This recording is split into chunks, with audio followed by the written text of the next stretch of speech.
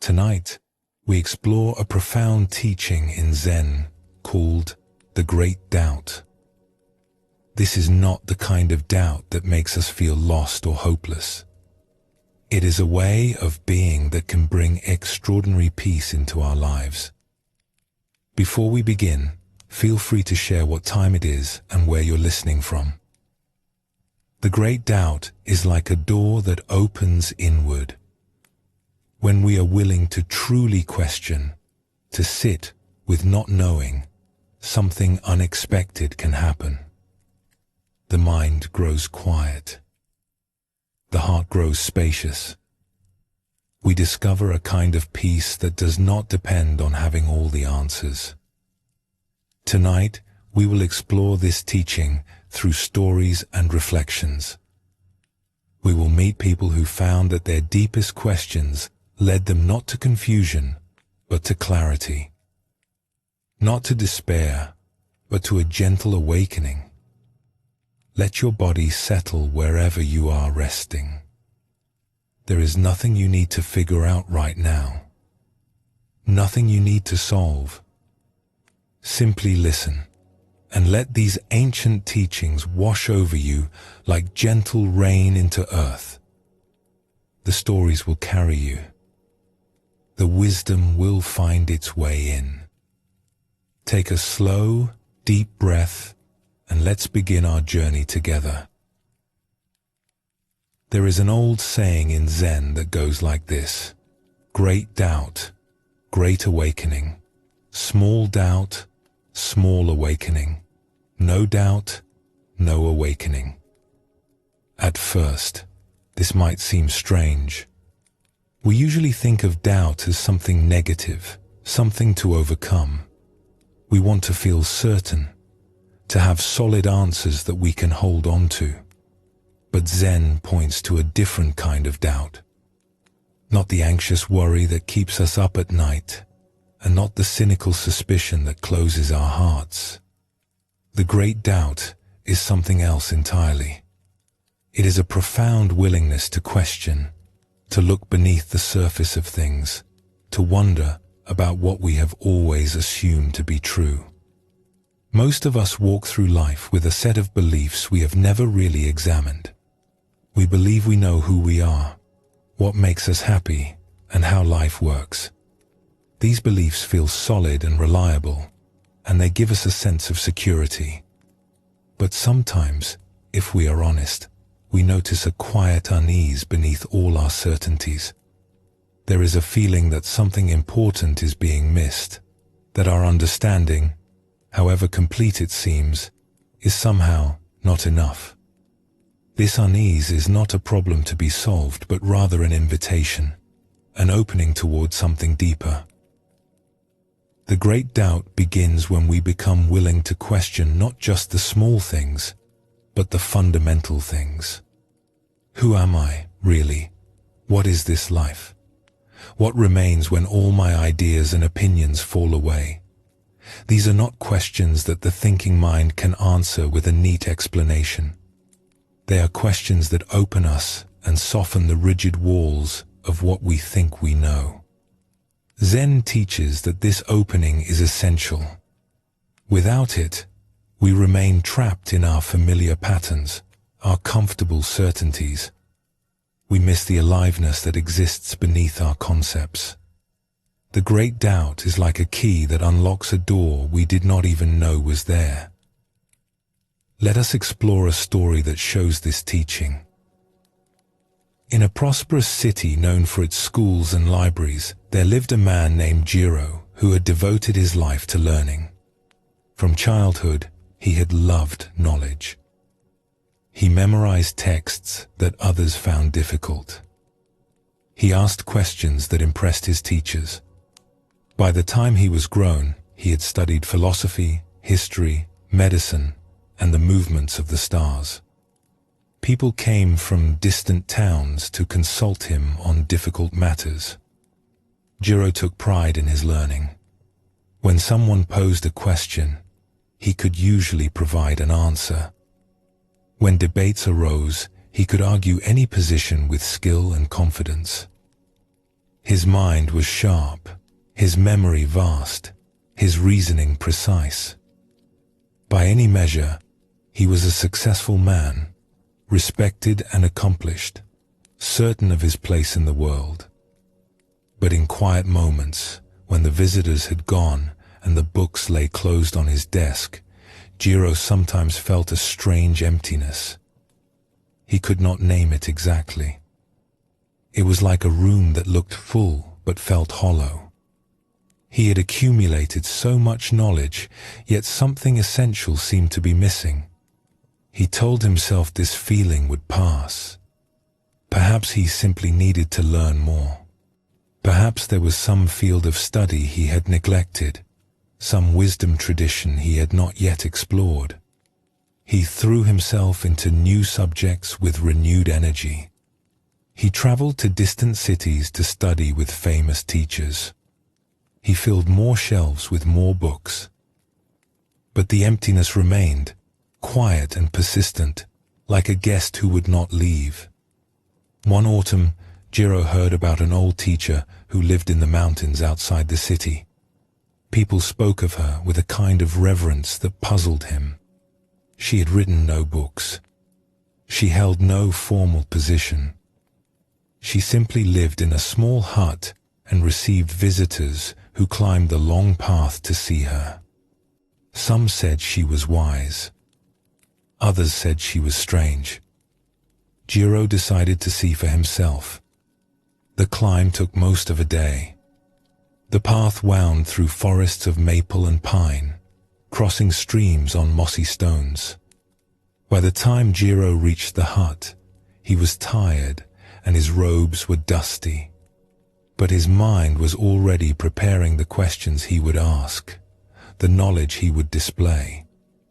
The teacher was an old woman named Sumi. Her face was deeply lined, her hair white as snow. She sat on a worn cushion outside her hut, watching the evening light fade over the mountains. She did not seem surprised to see Jiro. "I have come to learn from you," Jiro announced, settling himself on a rock across from her. "I have studied with many teachers and read many books. I seek wisdom wherever it can be found." Sumi looked at him with calm, unhurried eyes. "What do you know?" she asked. Jiro brightened. This was a question he could answer. He began to speak about his studies, the philosophies he had mastered, the systems of thought he had compared and analyzed, the debates he had won. He spoke for a long time, his words flowing easily, each sentence demonstrating the breadth of his learning. Sumi listened without expression. When he finally paused, she nodded slowly. "You know many things," she said. "Your cup is very full." "Yes," Jiro agreed, pleased that she recognized his accomplishment. "I have worked hard to fill it." "Then I cannot help you." Jiro blinked, confused. "What do you mean?" "A cup that is already full cannot receive anything new. You have come seeking wisdom, but there is no room in you for it. Every space is already occupied by what you think you know." Jiro felt a flicker of irritation. He had climbed all this way to be told he knew too much? But surely knowledge is valuable. Surely learning is the path to wisdom. "Knowledge can be valuable," Sumi agreed. "But it can also become a wall, a prison of certainty that keeps out what is new and alive." She paused, looking at him with something like compassion. "Tell me, with all your learning, are you at peace? Is your mind quiet? Is your heart satisfied?" The question struck Jiro like a cold wind. He opened his mouth to give a confident answer, but the words would not come. The hollow feeling he had tried so long to ignore rose up in him. "No," he admitted finally. "I am not at peace. I have everything a learned man should have, but something is missing. That is why I came. Sumi nodded, as if she had expected this. Your knowledge has given you answers, but it has not given you rest. Perhaps what you need is not another answer. Perhaps what you need is a question. A question, yes. A question you cannot answer with your books. A question that will not be satisfied by clever reasoning. A question that will stay with you, working beneath all your certainties until something opens. She leaned forward slightly. Here is your question. Take it with you when you leave. Do not try to answer it with your thinking mind. Just let it live in you. Let it do its work. She paused for a long moment. Who are you when you are not being the one who knows? Jiro felt something shift in his chest. The question seemed simple, but when he tried to answer it, his mind went blank. He was always the one who knew things. That was who he was. His identity, his purpose, his entire sense of himself was built on knowing. If he was not the one who knew, then who was he? I do not know, he said slowly. Sumi smiled for the first time. That is the beginning. Jiro stayed with Sumi for several days. She did not teach him in the way his other teachers had. She gave him no books to read, no systems to memorize. She simply went about her daily tasks and let him watch. She cooked simple meals. She swept the ground around her hut. She sat in silence, looking at the mountains.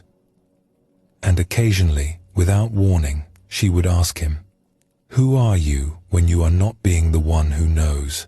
Each time, Jiro found himself unable to answer. His mind would reach for something, anything, to say, but everything it offered felt false. He was not his titles. He was not his reputation. He was not the books he had read or the debates he had won. Those were things he had accumulated, costumes he had worn. But who was beneath all that? What remained when the costumes were removed? The question stayed with him when he left the mountain. It stayed with him as he returned to his home and his library and his visitors. It whispered beneath his conversations and his readings and his daily activities. He could not escape it. He could not answer it. He could only let it be there, a quiet fire burning away at his certainties. Months passed. Jiro continued his work, but something had changed. He noticed that his need to be right had softened. He listened more and spoke less.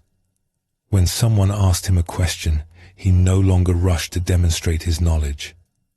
Sometimes he simply said, "I do not know," and felt no shame in it. In fact, those words began to feel strangely freeing. The hollow feeling that had haunted him for so long began to change. It was still there, but it no longer felt like emptiness. It felt more like space. Room for something new. Room for wonder. Room for not knowing. One evening, sitting alone in his study, Jiro realized that the question had done its work. He still could not answer it with words. But something had shifted. The tight grip of certainty had loosened. The walls of what he thought he knew had grown more transparent. Through them, he glimpsed something vast and open that had always been there, hidden beneath his accumulation of knowledge. He could not describe what he saw. It was not another piece of information to add to his collection. It was more like a dissolving, a releasing. The one who knew so much was still there, but he no longer took himself so seriously. He was no longer a wall. He was more like a window.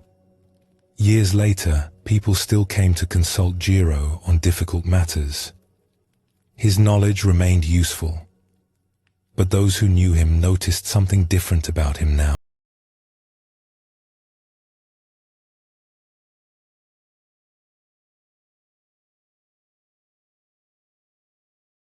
Feel at ease in his presence. When young scholars asked him for advice, he often told them about the old woman in the mountain, about the question she had given him, about how the great doubt had cracked open his certainty and let something else shine through. "Do not be afraid of not knowing," he would tell them. "Your questions are not obstacles to wisdom. They may be the path itself." This story shows us something important about the great doubt. Jiro had filled himself with answers, but the answers had become a kind of prison. It was only when he received a question he could not answer that something began to open. Zen teaches us that certainty can be a trap. We cling to what we think we know because it makes us feel safe. But this clinging keeps us small. It prevents us from growing. It blocks the fresh air of wonder from entering our lives. The great doubt is not about rejecting everything we have learned. It is about holding our knowledge more lightly, about remaining open to the possibility that there is always more to discover, about having the courage to sit with questions that have no easy answers. Buddhism shows us that much of our suffering comes from grasping. We grasp at things, at people, at ideas, and we hold them tightly because we fear what might happen if we let go. The great doubt invites us to loosen our grip on our certainties and to discover that not knowing is not a failure, but an opening. Let us explore another story that reveals more of this teaching. In a valley where rivers met and parted, there lived a potter named Hana, who was known throughout the region for her bowls. They were simple things, meant for everyday use, but there was something about them that people treasured. They felt right in the hands. They made ordinary meals feel more satisfying. People kept her bowls for generations, passing them down to children and grandchildren. Hana had learned her craft from her mother, who had learned from her mother before her. The techniques were old and proven. The clay came from a particular riverbank. The glaze was mixed according to a recipe passed down through many hands. The firing followed rhythms established long ago. Hana knew exactly how to make a good bowl, and she made them well, year after year. But in her 40th year of working with clay, something began to trouble her. It started as a small feeling, easy to dismiss. A restlessness as she sat at her wheel. A vague dissatisfaction as she looked at her finished pieces. They were good bowls. Everyone said so. Yet Hana found herself wondering, was this all there was? She had mastered her craft. She knew all the answers about clay and glaze and fire.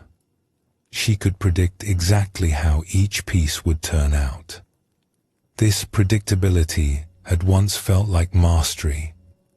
Now it began to feel like a kind of death. Where was the surprise? Where was the mystery? Where was the aliveness she had felt as a young potter, when each piece was an adventure? One day, a traveling monk stopped at her workshop to ask for water. Hana invited him to rest in the shade while she finished her work at the wheel. The monk watched her hands shape the clay with practiced ease. "You are very skilled," he observed.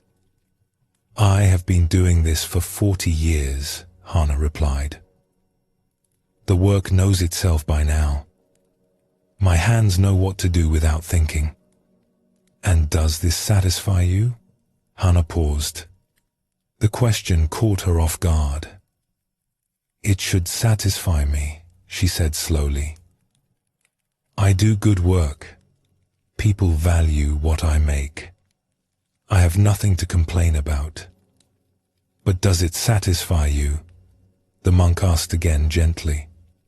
The restlessness Hana had been trying to ignore rose up in her. No, she admitted. I do not know why, but no. Something is missing. The monk nodded as if this were expected. When we master something completely, when all the questions are answered and all the problems solved, we sometimes lose touch with the life in it. The mystery drains away. We become like someone who has memorized a poem so thoroughly that they no longer hear the music in the words. What can I do? Hana asked. I cannot unlearn what I know. I cannot pretend not to understand my craft. No, the monk agreed. But you can question it. Not to destroy your knowledge, but to refresh it. To let the mystery back in. Ask yourself questions you think you already know the answers to. Look at the clay as if you had never seen clay before. Wonder about the fire as if its workings were still a secret. Let yourself not know, even about the things you know best. After the monk left, Hana sat with his words. They seemed strange and impractical. She had spent decades learning the answers. Now she was supposed to question them, but the restlessness remained, and she had no other remedy. So she began, tentatively, to experiment.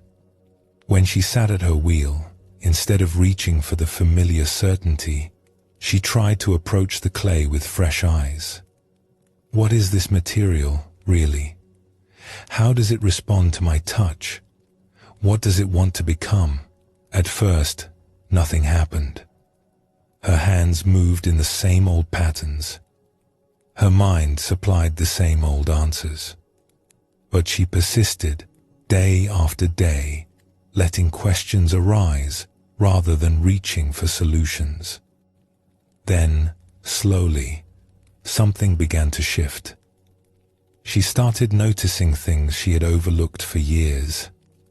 The way the clay had different qualities on different days, responding to weather and moisture in subtle ways. The way her own mood affected the shapes that emerged. The way each bowl, even when made with the same techniques, had its own character, its own presence. She began to experiment with small changes. What if she let the wheel spin a little slower? What if she used slightly more water? What if she trusted her hands to move in ways she had not planned? The results were unpredictable. Some pieces failed. Some came out misshapen or cracked. But others surprised her with a beauty she could not have achieved through certainty alone. One morning, Hana was working on a bowl when something unexpected happened. She had been sitting with a question, one that had grown larger in her mind over the weeks. What if I do not know what this bowl is supposed to be? She let her hands move without direction. She let the clay suggest its own form. She let go of her 40 years of knowing and simply wondered. The bowl that emerged was unlike anything she had made before. It was slightly asymmetrical, with a gentle curve that no plan would have produced. The walls were thinner in some places, thicker in others, in a way that felt alive rather than imperfect. When she held it in her hands, it felt different, more real, more present, as if the bowl itself was awake. Hana stared at it for a long time. She realized that her certainty had been holding something back. By knowing exactly what each bowl should be, she had prevented something else from coming through. Something that only emerged when she was willing not to know. She continued to make bowls in the old way too. Her customers still needed reliable pieces for their homes. But she also set aside time for wondering, for questioning, for letting the clay teach her things she had thought she already knew. These pieces were fewer, and not all of them succeeded. But the ones that did had a quality she could not explain. People noticed. They said these bowls felt different in their hands, alive in a way the others were not. When her own daughter began learning the craft, Hana taught her all the traditional techniques. She passed down the knowledge of clay and glaze and fire that had been given to her. But she also taught her something else. When you have learned all the answers, she told her daughter, do not stop there. Keep asking. Let yourself wonder. The great doubt is not the enemy of mastery. It is what keeps mastery alive. This story shows us another face of the great doubt. Hana had mastered her craft so completely that the mystery had drained away. It was only when she began to question what she knew, to wonder again, that the aliveness returned. Zen teaches us that questions are not just steps toward answers. Sometimes the questioning itself is the point. When we approach life with genuine wonder, when we remain willing to be surprised, something opens in us. We become available to what is actually here, rather than being trapped in our ideas about what should be here. The Buddha spoke often about beginner's mind, the mind that approaches each moment as if for the first time, free of assumptions and full of curiosity. The great doubt is not so different. It is a willingness to question even what we think we have figured out, to let our certainties become permeable, and to discover that not knowing can be a gift rather than a problem. We do not need to throw away what we have learned. Our knowledge serves us in many ways, but we can hold it more lightly. We can remain open to the possibility that there is always something more, something unexpected, something that our certainties have hidden from view. The great doubt is not despair. It is a kind of love, a love for truth that is willing to question everything in order to find what is real. A love for life that refuses to settle for dead certainties. A love for the mystery at the heart of things that no amount of knowledge can fully capture. Take a gentle breath now and let yourself settle. There is nothing you need to figure out in this moment, and that is perfectly fine.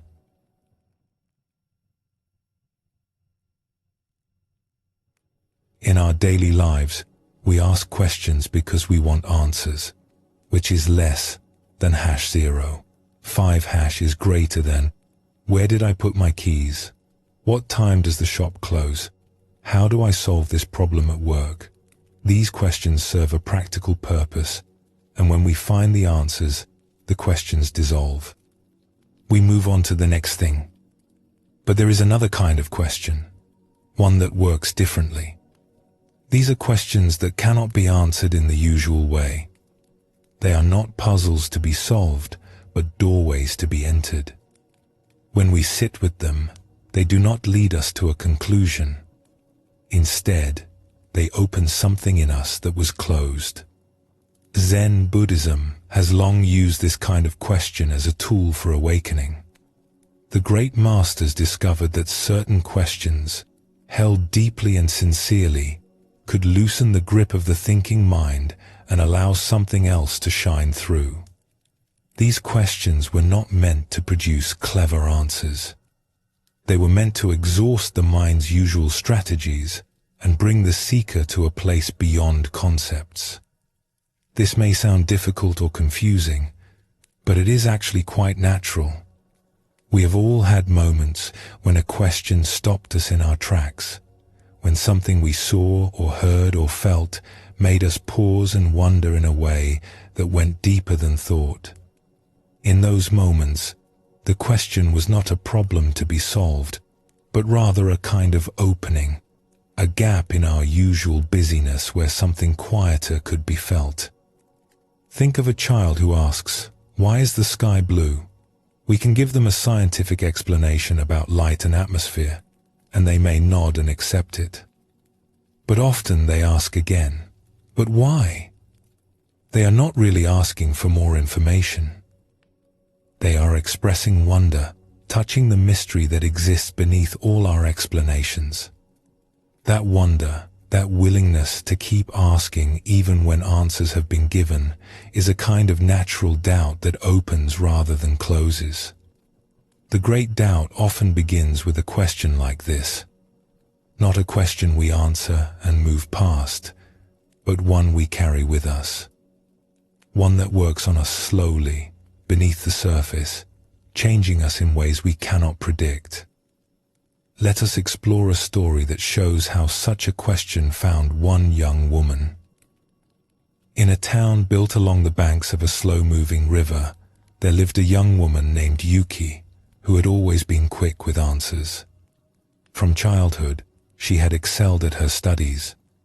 She could solve problems that puzzled others, find patterns that escaped most eyes, and explain complicated things in simple words. Teachers praised her sharp mind. Friends came to her when they needed help thinking through difficulties. Yuki enjoyed being the one who understood. There was a satisfaction in taking something confusing and making it clear, in finding the solution that had eluded others. Her mind was like a tool she had learned to use well, and she used it constantly, applying it to every situation she encountered. When she was 20 years old, Yuki heard about a teacher named Master Ren who lived in a small temple on the other side of the river. People said he was wise, though they could rarely explain why. When asked what he taught, they would grow quiet and thoughtful, as if the question itself was harder than it seemed. This intrigued Yuki. She decided to visit him and see what wisdom he might offer. The temple was old and simple, surrounded by bamboo groves that rustled in the wind. Master Ren was an elderly man with kind eyes and an unhurried way of moving. He received Yuki in a small room that looked out onto a garden of moss and stones. "I have come to learn from you," Yuki said. "I have heard you are wise, and I wish to understand what you understand." Master Ren smiled gently. "What is it you want to know?" Yuki had prepared for this.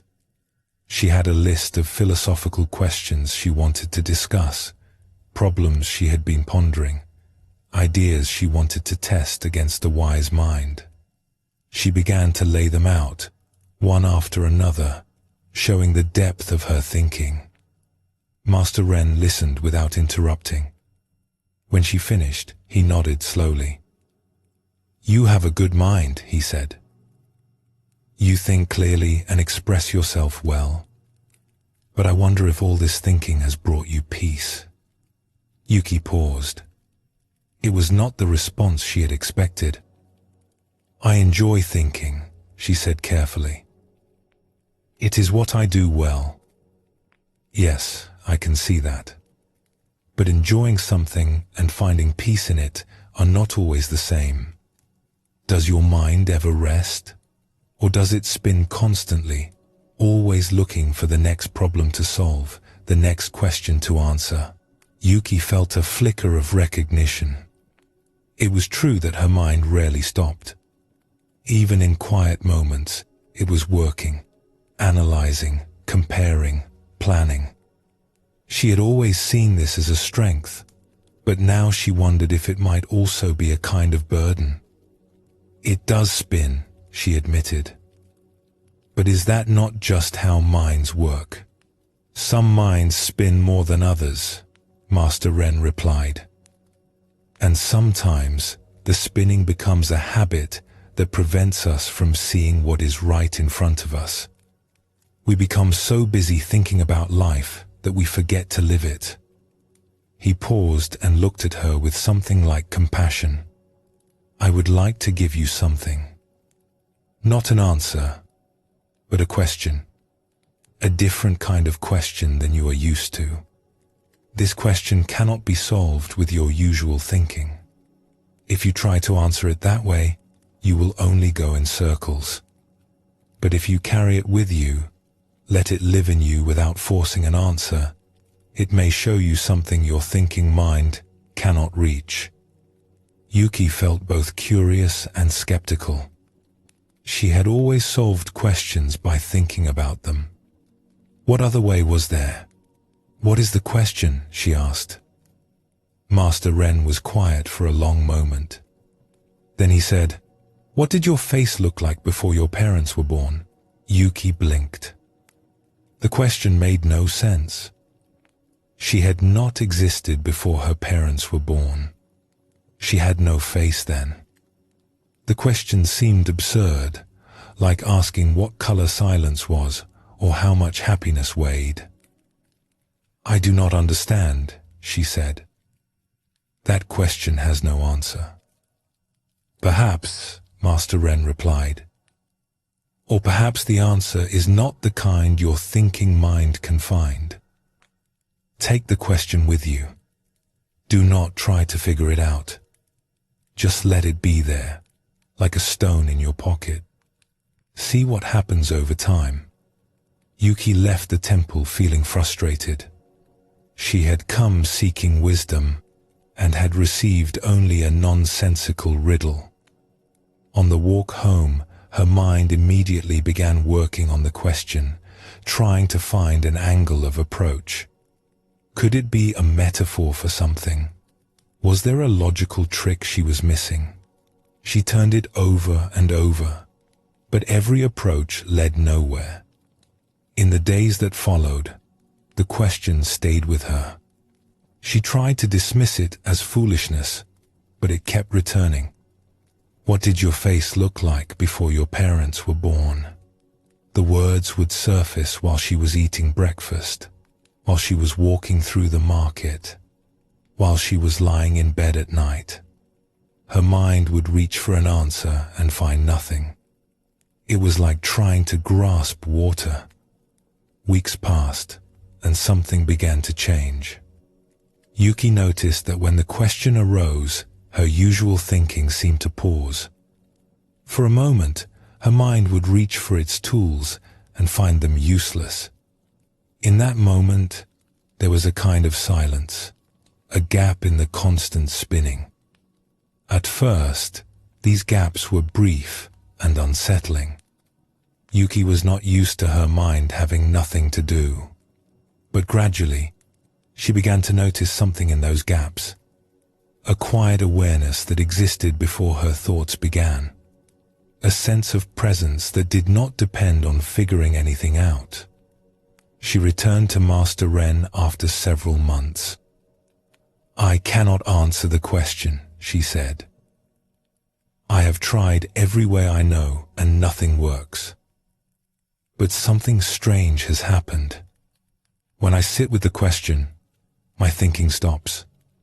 Not forever, but for moments.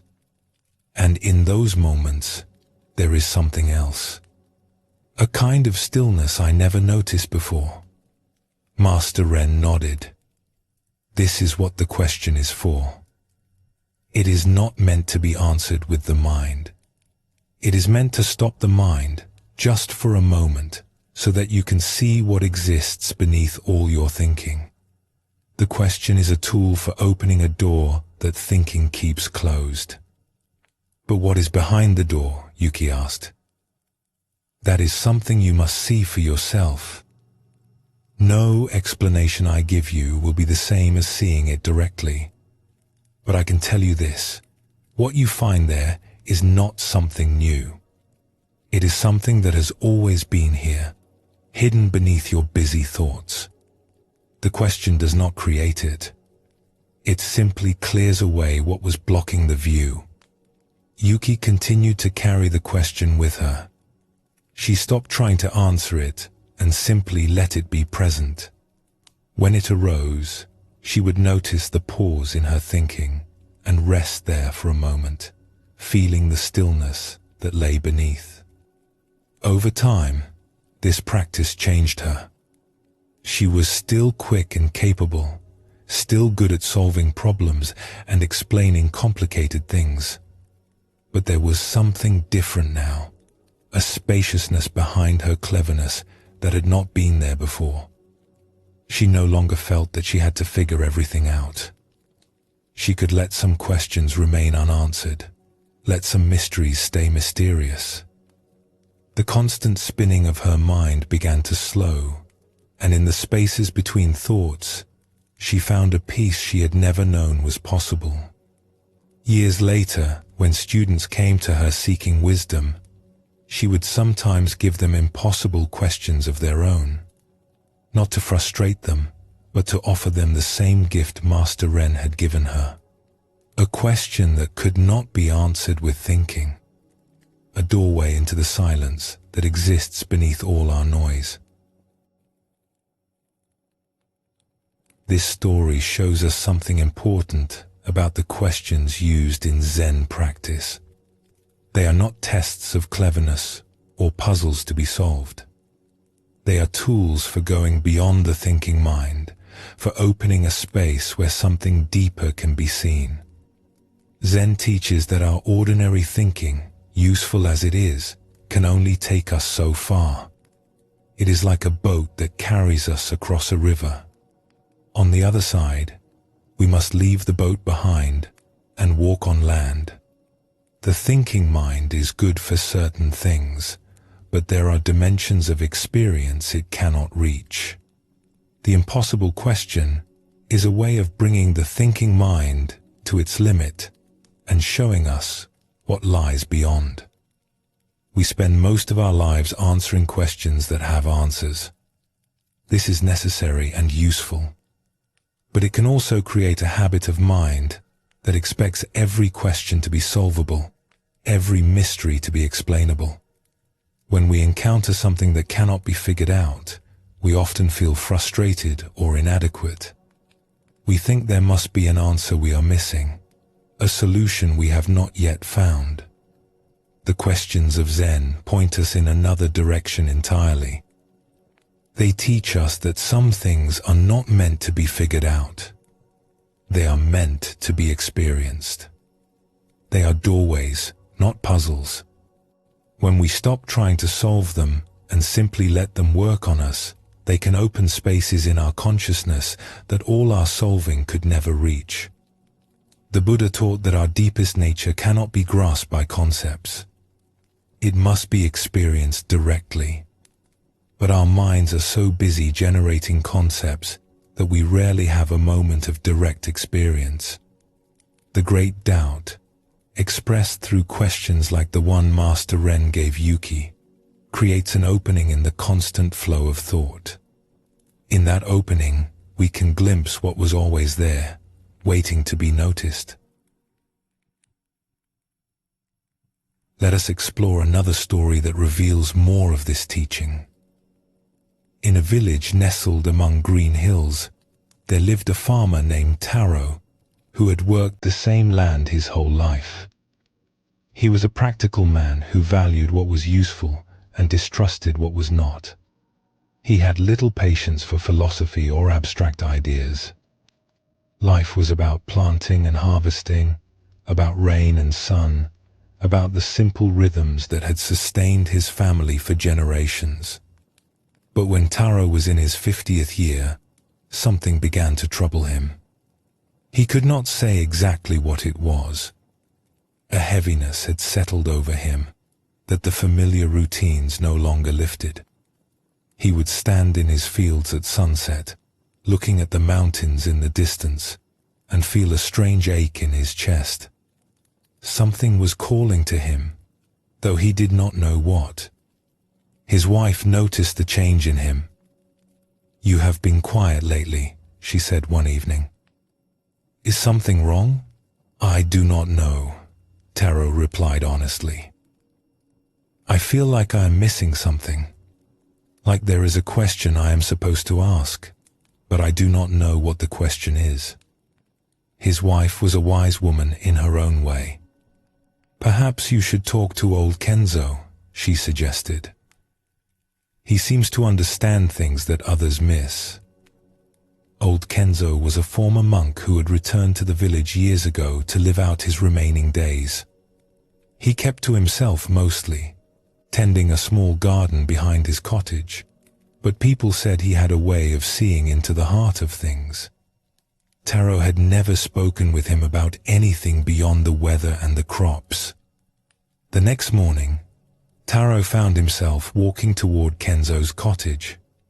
He felt foolish, a practical farmer seeking advice from an old hermit about a feeling he could not even name. But the heaviness remained, and he did not know where else to turn. Kenzo was sitting outside his cottage, watching the morning mist lift from the hills. He did not seem surprised to see Taro. "Sit with me," he said simply, gesturing to a wooden bench nearby. Taro sat. For a long while, neither of them spoke. They simply watched the mist move and thin, revealing the shapes of trees and hills beneath. Finally, Taro found words. "I do not know why I came.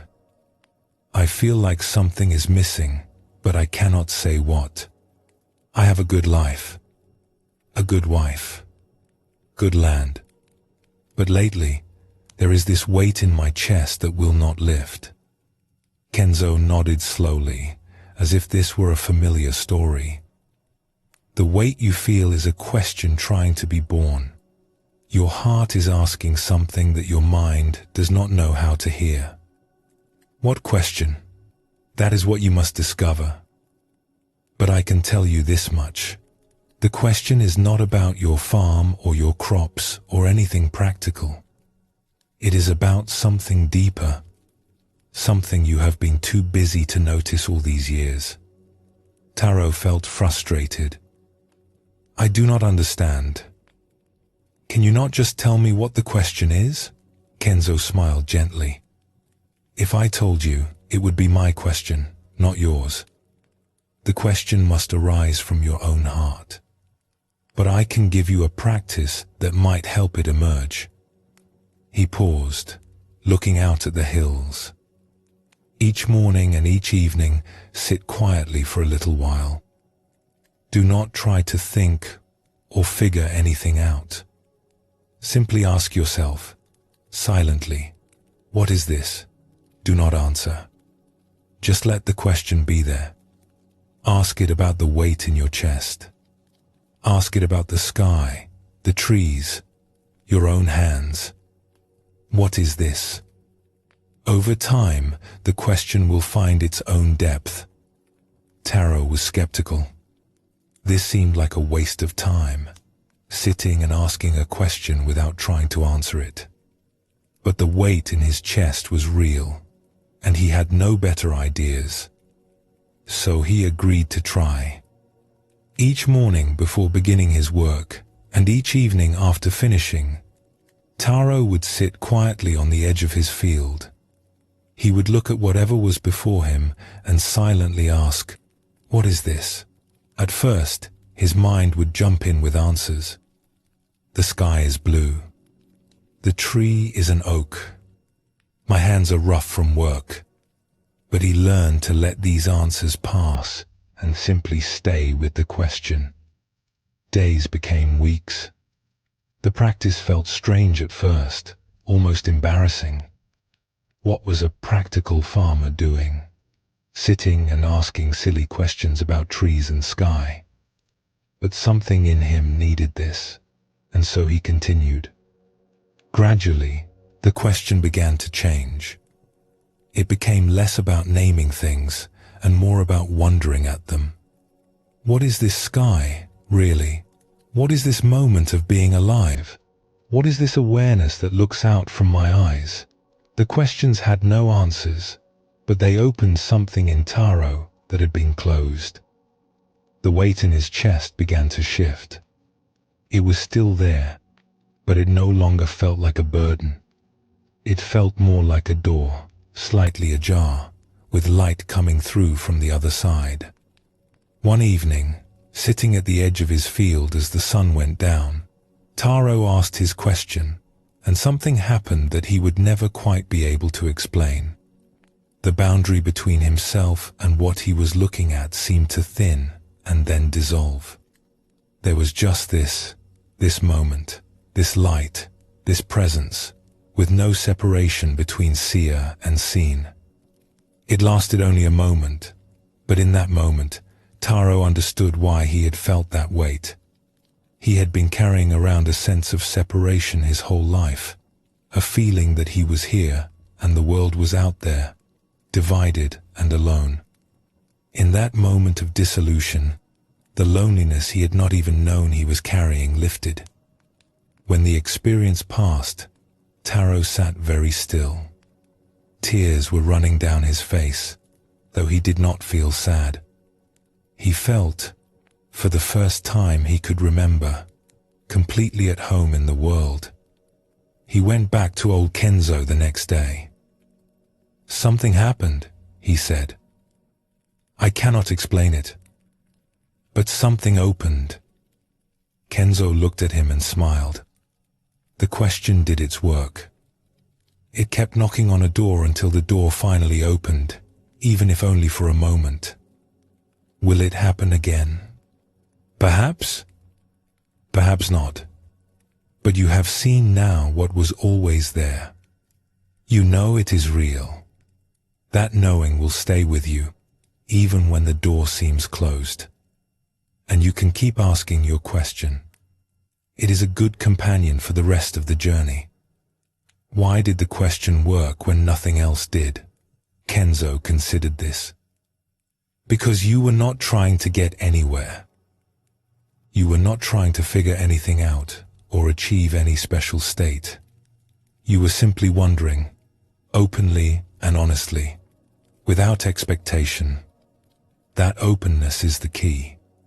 When we try too hard, we close up. When we demand answers, the mystery retreats. But when we wander gently, without grasping, something can reveal itself that our effort would have blocked.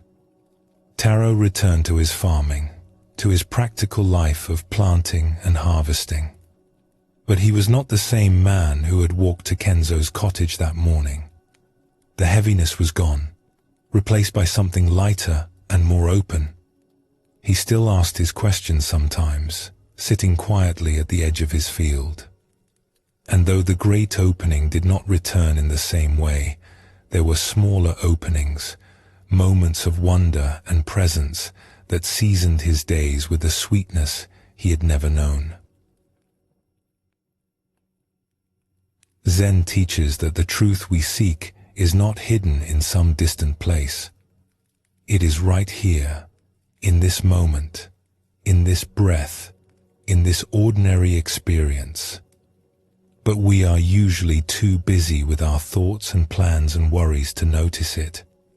The question becomes a way of interrupting our usual busyness and opening our eyes to what is already present. There is something almost paradoxical about this.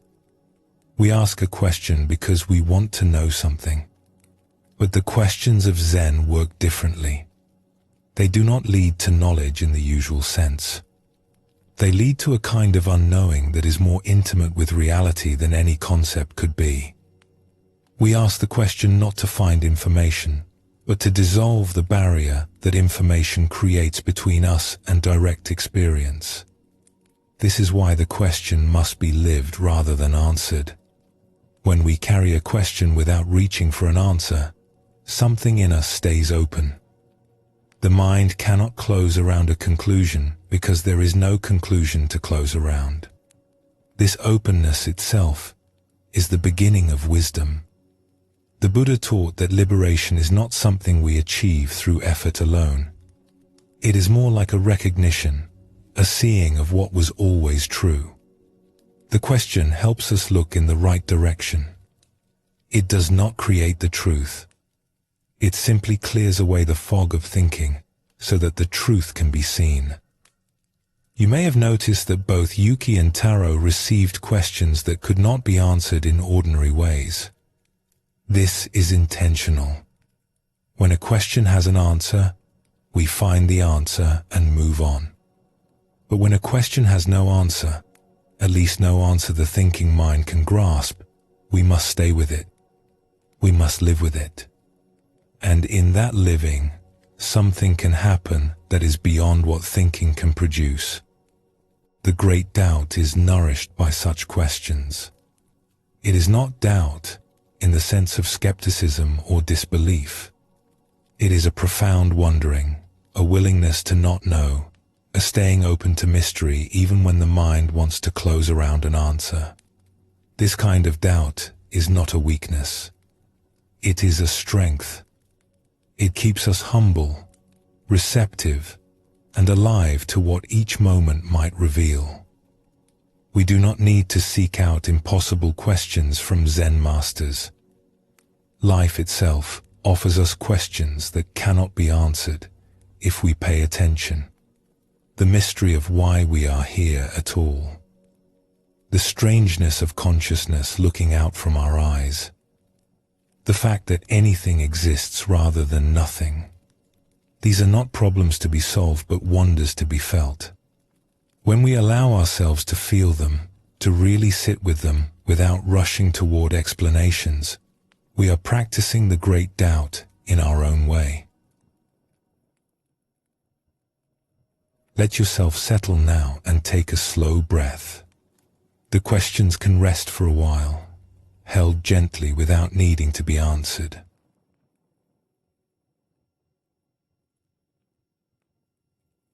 We live in a world that rewards knowing. From our earliest years, we are praised for having the right answers. We learn that knowledge brings respect, that certainty brings safety, that the one who knows is the one who leads. This training runs deep in us, shaping how we move through life. And so we gather certainties around us like armor. We build walls of opinion and belief. We decide what is true and hold tightly to those decisions. This gives us a feeling of solid ground, a sense that we understand how things work and where we fit in. But there is a cost to all this certainty. When we are sure we already know, we stop looking. We stop listening. We meet each new moment with old conclusions instead of fresh eyes. Our knowledge, meant to help us, can become a kind of blindness. The great doubt asks us to loosen our grip on what we think we know. This takes courage. It means being willing to stand in the open, without the protection of our certainties. It means admitting that we might be wrong, that there might be more to see, that our understanding is incomplete. Zen calls this not knowing, and it is considered a great gift rather than a weakness. When we truly do not know, we are finally available to learn. When we release our grip on old answers, our hands are free to receive something new. Let us explore a story that shows how one teacher discovered this truth. In a city known for its great halls of learning, there lived a teacher named Master Win who was famous for his knowledge. He had spent 40 years studying the old texts and could answer almost any question put to him. Students came from distant provinces to sit at his feet. Scholars sought his opinion on difficult matters. His reputation was such that people spoke his name with reverence. Win had worked hard for this reputation. In his youth, he had been unsure of himself, often afraid of being exposed as ignorant. So he had studied relentlessly, memorizing texts, mastering arguments, filling every gap in his knowledge that he could find. Over the years, his fear had transformed into confidence. He had become the one who knew, and he wore this identity like a fine robe. But in his 60th year, something began to trouble him. A young student named Ami had joined his school, and she asked questions that were different from the others. Where most students wanted to understand the texts better or learn how to argue more skillfully, Ami asked questions that seemed to have no answers. What is awareness made of? Where does a thought come from before it arises? Why is there something rather than nothing? At first, Win tried to answer these questions the way he answered everything else. He drew on his vast learning, citing this text and that authority, constructing careful explanations. But Ami would listen patiently and then ask, "Yes, but what do you actually know about this? Not what the books say, but what you yourself have seen."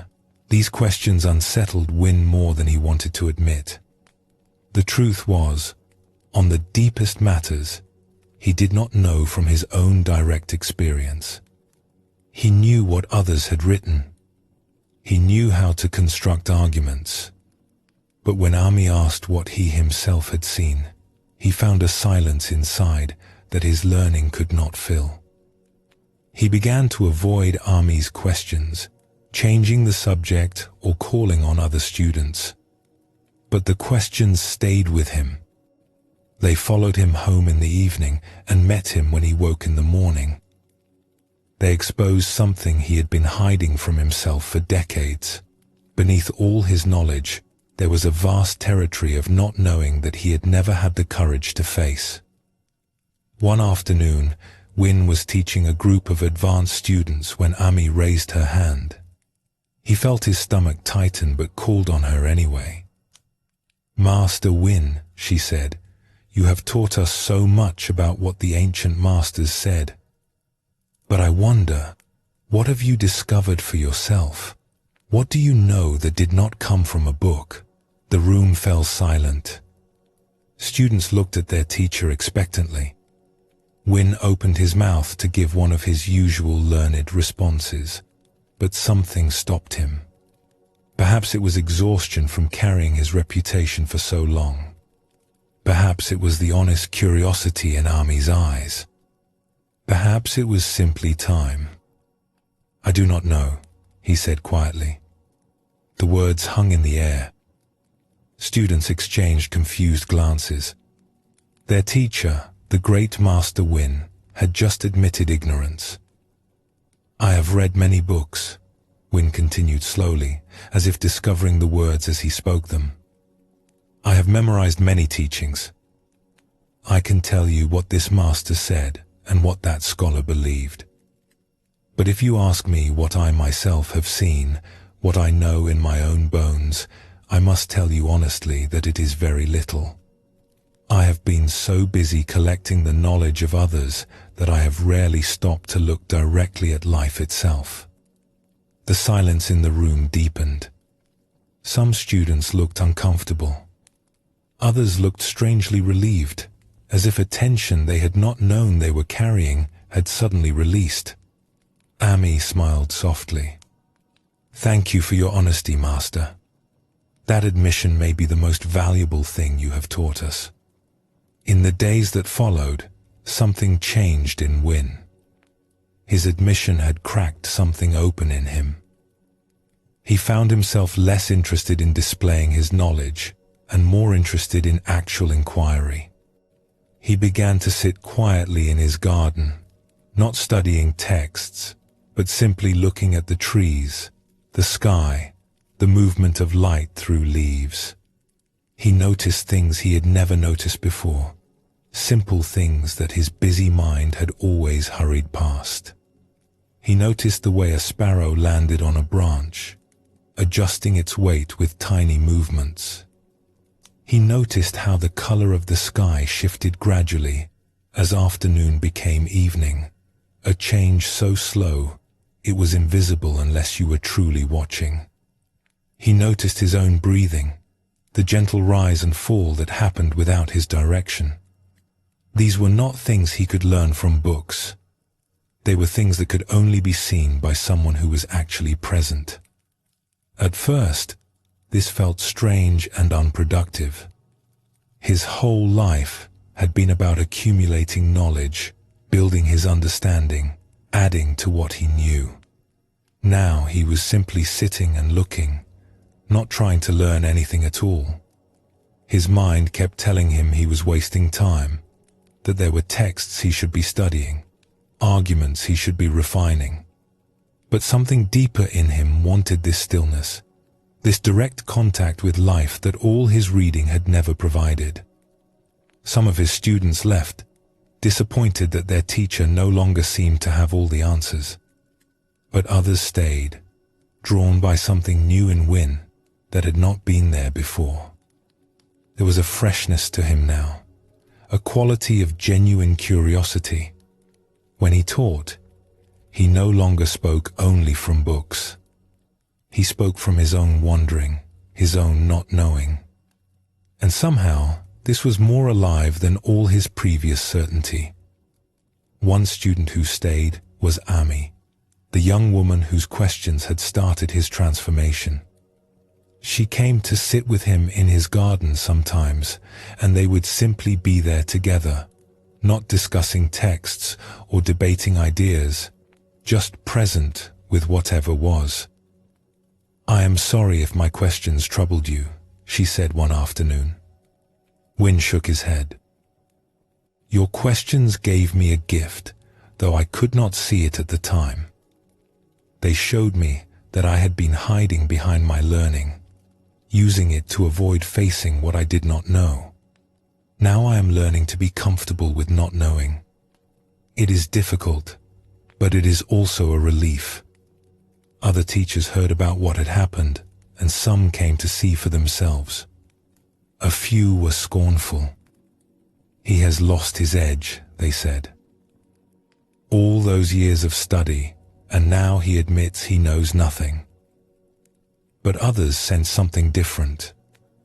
They saw a man who had set down a heavy burden, who had found the courage to stand in the open without the armor of expertise. One old teacher, a woman named Siran, who was known for her wisdom, came to speak with Win. "I heard what you said to your students," she told him. "It took courage." Win shook his head. It did not feel like courage. It felt like surrender. "I simply could not pretend anymore." "That is what courage often feels like," Siran replied. "We think courage means being strong and certain. But sometimes the deepest courage is admitting that we do not know. It means letting go of the image we have built and standing naked before the truth." "I feel like a fool," Win admitted. "I spent 40 years becoming an expert, and now I am starting over like a beginner." Siran smiled. "That is exactly where you need to be. The experts are often the most trapped because they have so much to protect. But the beginner has nothing to lose. The beginner can actually learn because there is room for something new. You have given yourself a great gift, even if it does not feel that way." In the years that followed, Win continued to teach, but his teaching had changed. He still shared from the texts and traditions he knew so well. But he also shared his questions, his wonderings, the places where his understanding ran out. He was not afraid to say, "I do not know," when he did not know. And strangely, this honesty made his teaching more powerful, not less. Students trusted him in a way they had not trusted the old certain Win. They could bring their own doubts and questions without fear of judgment because their teacher was walking the same uncertain path.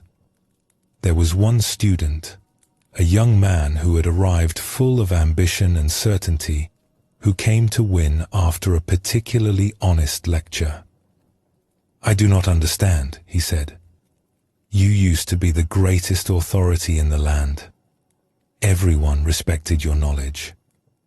Why would you give that up, to become someone who admits he does not know?" Win thought about the question. "When I was certain, I was respected, but I was not free. I had to maintain my image. I had to have answers even when I did not. I was performing knowledge rather than actually seeking truth. Now I am less respected by some, but I am more honest. And honesty, I have discovered, is worth more than reputation." But is it not frightening to not know? Sometimes, Win admitted. But it is also alive. When I was certain, everything was settled. There was nothing new to discover, because I already knew everything I needed to know. Now each day brings something unexpected. I am learning again, truly learning, for the first time in decades. When Win finally died at a very old age, his students did not remember him for his vast learning, though it had been considerable. They remembered him for his honesty, for the day he admitted he did not know, for the way that admission had freed him and freed them to actually seek the truth rather than pretend they had already found it. This story shows us something important about the courage to not know. Win had spent his life building an identity as the one who had answers. But this identity had become a cage. It was only when he found the honesty to admit his not knowing that something genuine could begin. Zen teaches that not knowing is not a failure but an opening. When we admit we do not know, we become available to reality in a new way. We stop defending our positions and start actually looking. This is the beginning of the great doubt, and it takes more courage than certainty ever did. Let us explore another story that reveals more of this teaching. In a land where mountain passes were treacherous and often hidden by snow, there lived a guide named Mira, who led travelers safely through the high routes. She had walked these mountains since childhood and knew them as well as anyone alive. She knew where the safe paths lay, where avalanches were likely to fall, where shelter could be found when storms descended without warning. Mira carried maps that had been passed down through generations of guides. These maps showed the routes that had been used for hundreds of years, marking the dangers and the resting places. She trusted these maps deeply, as her mother had trusted them before her. One spring, Mira was hired to lead a small group of travelers across the highest pass to the valleys beyond. The journey should have taken 4 days. She had made it dozens of times before, but this year was different. The winter had been strange, with unusual warmth followed by sudden freezes. The mountains had shifted in ways the maps did not show. Paths that had been reliable for generations were now blocked by new rockfalls. Landmarks that had guided travelers for centuries had been buried or altered. On the second day, Mira realized that her maps were no longer accurate. The path they showed simply did not exist anymore. A great slide had reshaped the terrain so completely that she stood in a landscape she did not recognize, even though she had walked here many times before. The travelers looked at her expectantly, trusting her expertise. She felt a moment of panic. She was the guide. She was supposed to know the way. Her entire identity was built on knowing these mountains. She looked at her map again, as if staring at it might make the familiar path reappear. But the lines on paper no longer matched the rock and snow before her. The knowledge she had carried all her life was suddenly useless. One of the travelers, an elderly man named Chu, noticed her confusion. "Is something wrong?" Mira took a breath. She could pretend confidence, make a guess, and hope for the best. She had done that before, on smaller matters. But this was serious. A wrong choice in these mountains could be deadly. "The path I know is gone," she said finally. "The mountain has changed. My maps do not show what is here now." The travelers murmured with worry. A young woman looked frightened. A man began to argue that they should turn back. Chu raised his hand for quiet. "Let me understand. You are saying that what you knew before does not apply here? Yes, Mira admitted, the word heavy on her tongue. Chu nodded slowly. Then we must find a new way. What does the mountain itself tell you? Mira blinked. She had been so focused on her maps that she had forgotten to look at what was actually in front of her. She turned and really looked at the landscape, not comparing it to what she expected, but seeing it fresh. The snow had patterns that told stories if you knew how to read them. The rocks had colors that hinted at stability or danger. The wind carried information about what lay ahead. These were things she had learned long before she ever held a map, watching her mother move through the mountains with an attention that seemed almost magical. She put the maps away and began to walk slowly, reading the mountain as it was now, rather than as it had been. It was frightening at first, having no predetermined path to follow. Each step required fresh attention. She could not rely on memory or tradition. She had to actually see, actually feel, actually respond to what was here. She found herself moving differently than she ever had before. Usually she walked with confidence, knowing where she was going, her body relaxed because her mind held the route clearly. Now, she moved like a child exploring an unfamiliar place, testing each step before committing her weight, pausing often to look and listen and feel. The snow spoke to her if she paid attention. Here it was packed firm by wind, safe to walk on. There it had a different sheen, suggesting hollow spaces beneath where she could fall through. The rocks had their own language too. Some were settled and stable, anchored in their places for centuries. Others were loose, ready to shift if she trusted them with her weight. She remembered her mother teaching her these things when she was very small, before she could read maps or understand words. Her mother would take her hand and guide her over the terrain, stopping to point at things without explaining, just showing. See this. Feel this. Notice this. At the time, it had seemed like play. Now Mira realized it had been the deepest teaching she had ever received. The group moved slowly. Sometimes Mira stopped for long minutes, sensing something she could not name, choosing not to proceed until she understood what the mountain was telling her.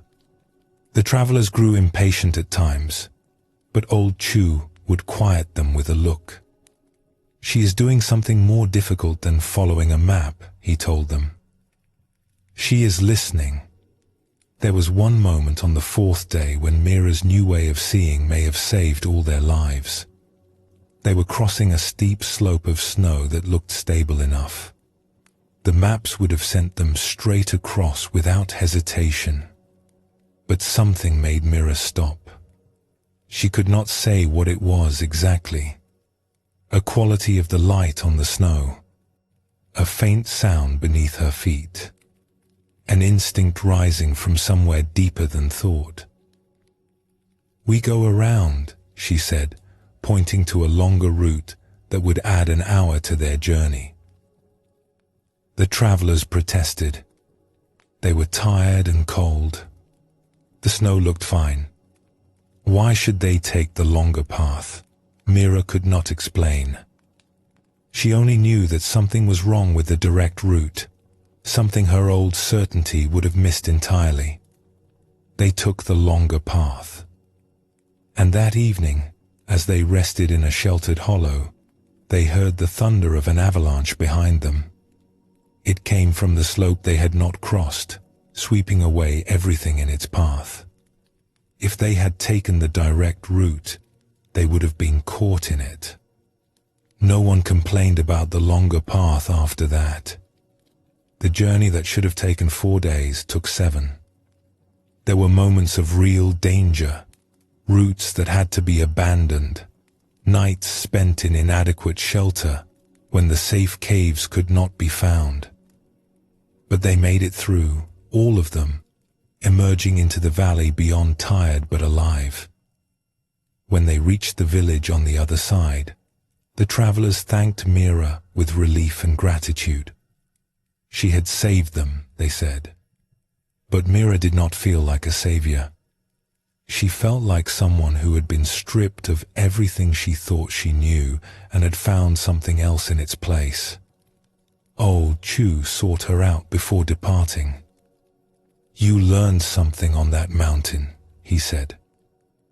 "I could see it happening." "I learned that my knowledge could fail me," Mira replied.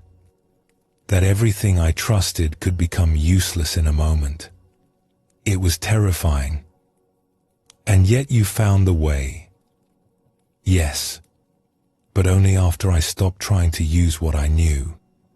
Only after I admitted that I did not know and started looking with fresh eyes." She paused, remembering the feeling of putting away her maps. It was like becoming a beginner again. I had to feel my way step by step, with nothing to rely on except what was right in front of me. Chu smiled. "That is the only place where real knowing lives. Not in maps or memories, but in direct contact with what is here now. Your maps were useful, but they were also a barrier. They showed you what was instead of what is. When you set them down, you could finally see. But how do I know when to trust the maps and when to trust my own seeing?" Mira asked. Chu considered this. "The maps are like an old friend who has been to these mountains before and wants to help you. You should listen to what they say, but you should also look with your own eyes. When what your friend tells you matches what you see, you can walk with confidence. But when the two disagree, trust what is actually in front of you. The map is a picture of the past. Only your own eyes can see the present." Mira thought about this for a long time after Chu left. She continued to guide travelers through the mountains in the years that followed. She still used maps, but she held them differently now. She knew they were pictures of the past, useful but incomplete. She knew that the mountains would keep changing and that her knowledge would need to change with them. She knew that the deepest guidance came not from what she had memorized, but from her willingness to see each journey fresh, to admit when she did not know, and to find the way by actually walking it. Sometimes, travelers asked her what made her such a skilled guide. She found it difficult to explain. It was not just her knowledge of the routes, though she knew them well.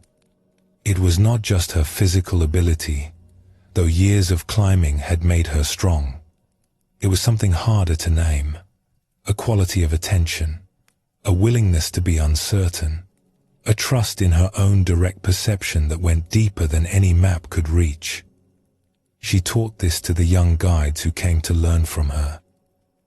"Carry your knowledge lightly," she told them.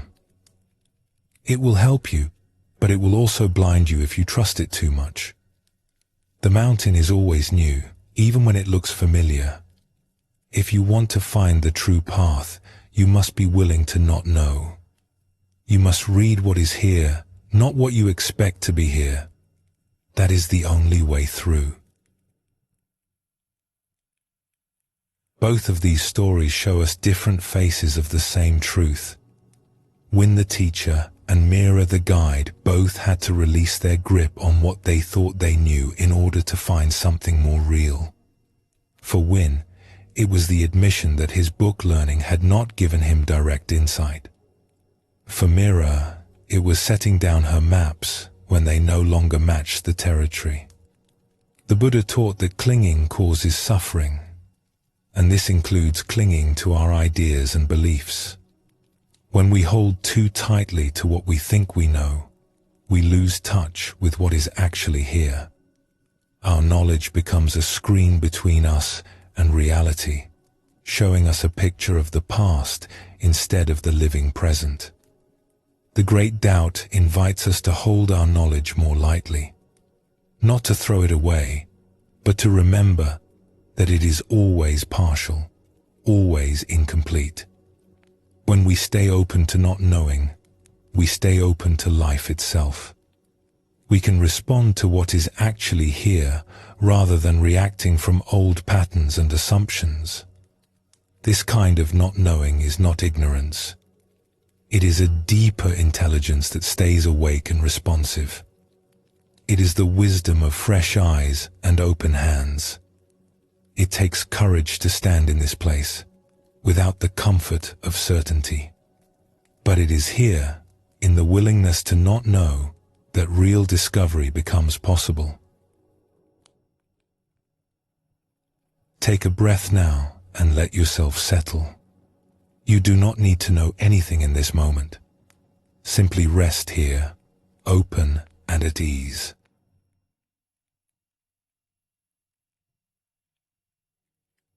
Sometimes we choose to question our certainties. We read something that opens our minds, or we meet a teacher who invites us to look deeper. These are gentle awakenings, and we can approach them at our own pace. But sometimes, life itself shakes our foundations. Something happens that we did not expect and could not have prepared for. The ground we thought was solid turns out to be sand. The beliefs we trusted no longer hold. In these moments, we have no choice but to face the great doubt, whether we feel ready or not. These experiences can be painful. We may feel lost, confused, even betrayed by a world that no longer matches what we thought we knew. But Zen teaches that these moments of disruption, difficult as they are, can also be doorways. When our old certainties fall away, there is space for something new to emerge. When we can no longer rely on what we believed, we are finally free to see what is actually true. The Buddha himself began his journey this way. He was raised in comfort and certainty, protected from the difficult realities of life. But when he finally encountered old age, sickness, and death, his comfortable world collapsed. That collapse was not the end of his story. It was the beginning.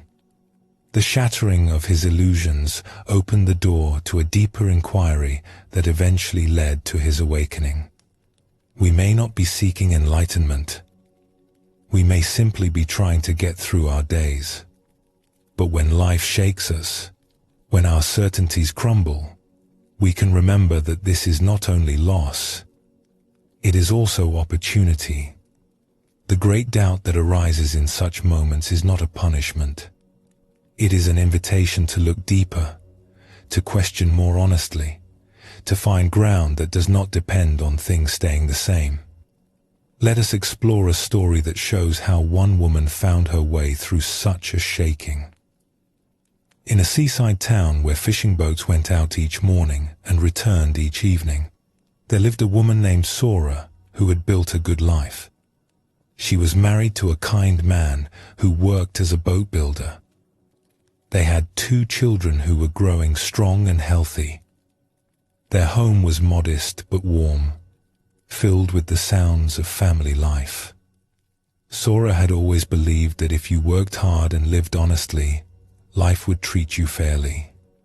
This belief had been confirmed by her experience. She and her husband had worked hard, and they had been rewarded with stability and comfort. She saw this pattern everywhere she looked. Good people prospered. Difficulties came to those who had earned them somehow. The world made sense.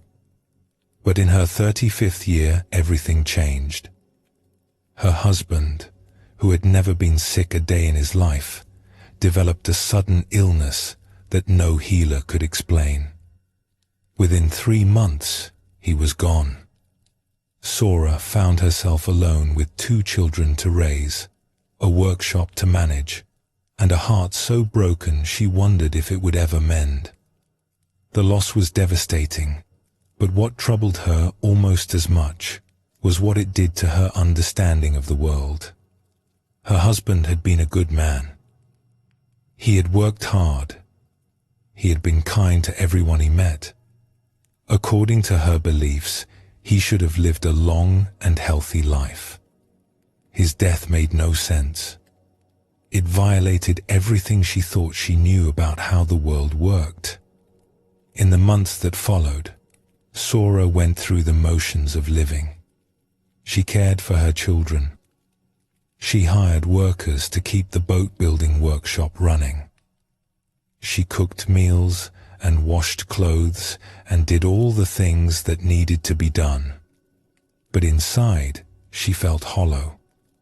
The world she had understood was gone, and she did not know how to live in the one that had taken its place. She would wake in the night, reaching for her husband and finding empty space. She would see something that would have made him laugh and turn to share it with him before remembering. These small moments of forgetting and remembering were perhaps the most painful of all, each one a fresh discovery of his absence. Her neighbors tried to comfort her with explanations. Perhaps her husband had done something wrong in a past life. Perhaps this was a test from the heavens. Perhaps there was a hidden purpose that would reveal itself in time. But none of these explanations helped. They all tried to make sense of something that refused to make sense, to fit her husband's death into a pattern that Sora no longer trusted. She even felt angry at the explanations, though she hid this from her well-meaning neighbors. Their words felt like attempts to tidy up something that should not be tidied, to put a frame around a wound that needed to breathe. She did not want her husband's death to make sense. Making sense of it felt like a betrayal, as if she were agreeing that it was acceptable, that it could be filed away and understood. One day, walking along the shore where she and her husband had walked so many times, Sora met an old woman sitting on the rocks, looking out at the sea. The woman's face was weathered by years of sun and wind, and her eyes held a calm that Sora envied deeply. "You are the widow of the boat builder," the old woman said. It was not a question. Sora nodded, not trusting herself to speak. "Sit with me for a while," the woman said, gesturing to a flat rock beside her. Sora sat. They watched the waves together in silence. The rhythm of the water was steady and unchanging, the same rhythm that had been washing against these shores since long before either of them was born. After a long while, the old woman spoke. "You are trying to understand why your husband died." "Yes," Sora admitted. "Everyone gives me reasons, but none of them feel true. He was a good man, did not deserve this. And you believed that good people are rewarded and bad people are punished." Sora felt tears rise. "I did believe that. I believed the world was fair. Now I do not know what to believe." The old woman nodded slowly. "That belief was comfortable. It made you feel safe. If you were good, nothing bad would happen to you. But it was never true. It was just a story you told yourself to feel secure." "Then what is true?" Sora asked, her voice breaking. "If the world is not fair, if good people suffer and bad people prosper, what is there to hold on to? That is the question, is it not?" The old woman turned to look at her directly. "Your certainty has been taken from you. That is painful. But it is also a gift, though I know it does not feel like one. How can this be a gift? Because now you can see more clearly. Your belief in fairness was like a colored glass you looked through. Everything you saw was tinted by it. You saw what confirmed your belief and ignored what did not. Now the glass is broken. You can see the world as it actually is, not as you wished it to be. Sora shook her head. I do not want to see the world as it is. The world as it is took my husband from me. Yes, the old woman agreed gently. The world as it is includes great loss. It includes pain that has no explanation. But it also includes beauty that has no explanation. It includes love that makes no sense, kindness that expects no reward, moments of grace that cannot be earned. When you let go of your need for the world to be fair, you can finally see all of it, the darkness and the light, without needing it to fit a pattern.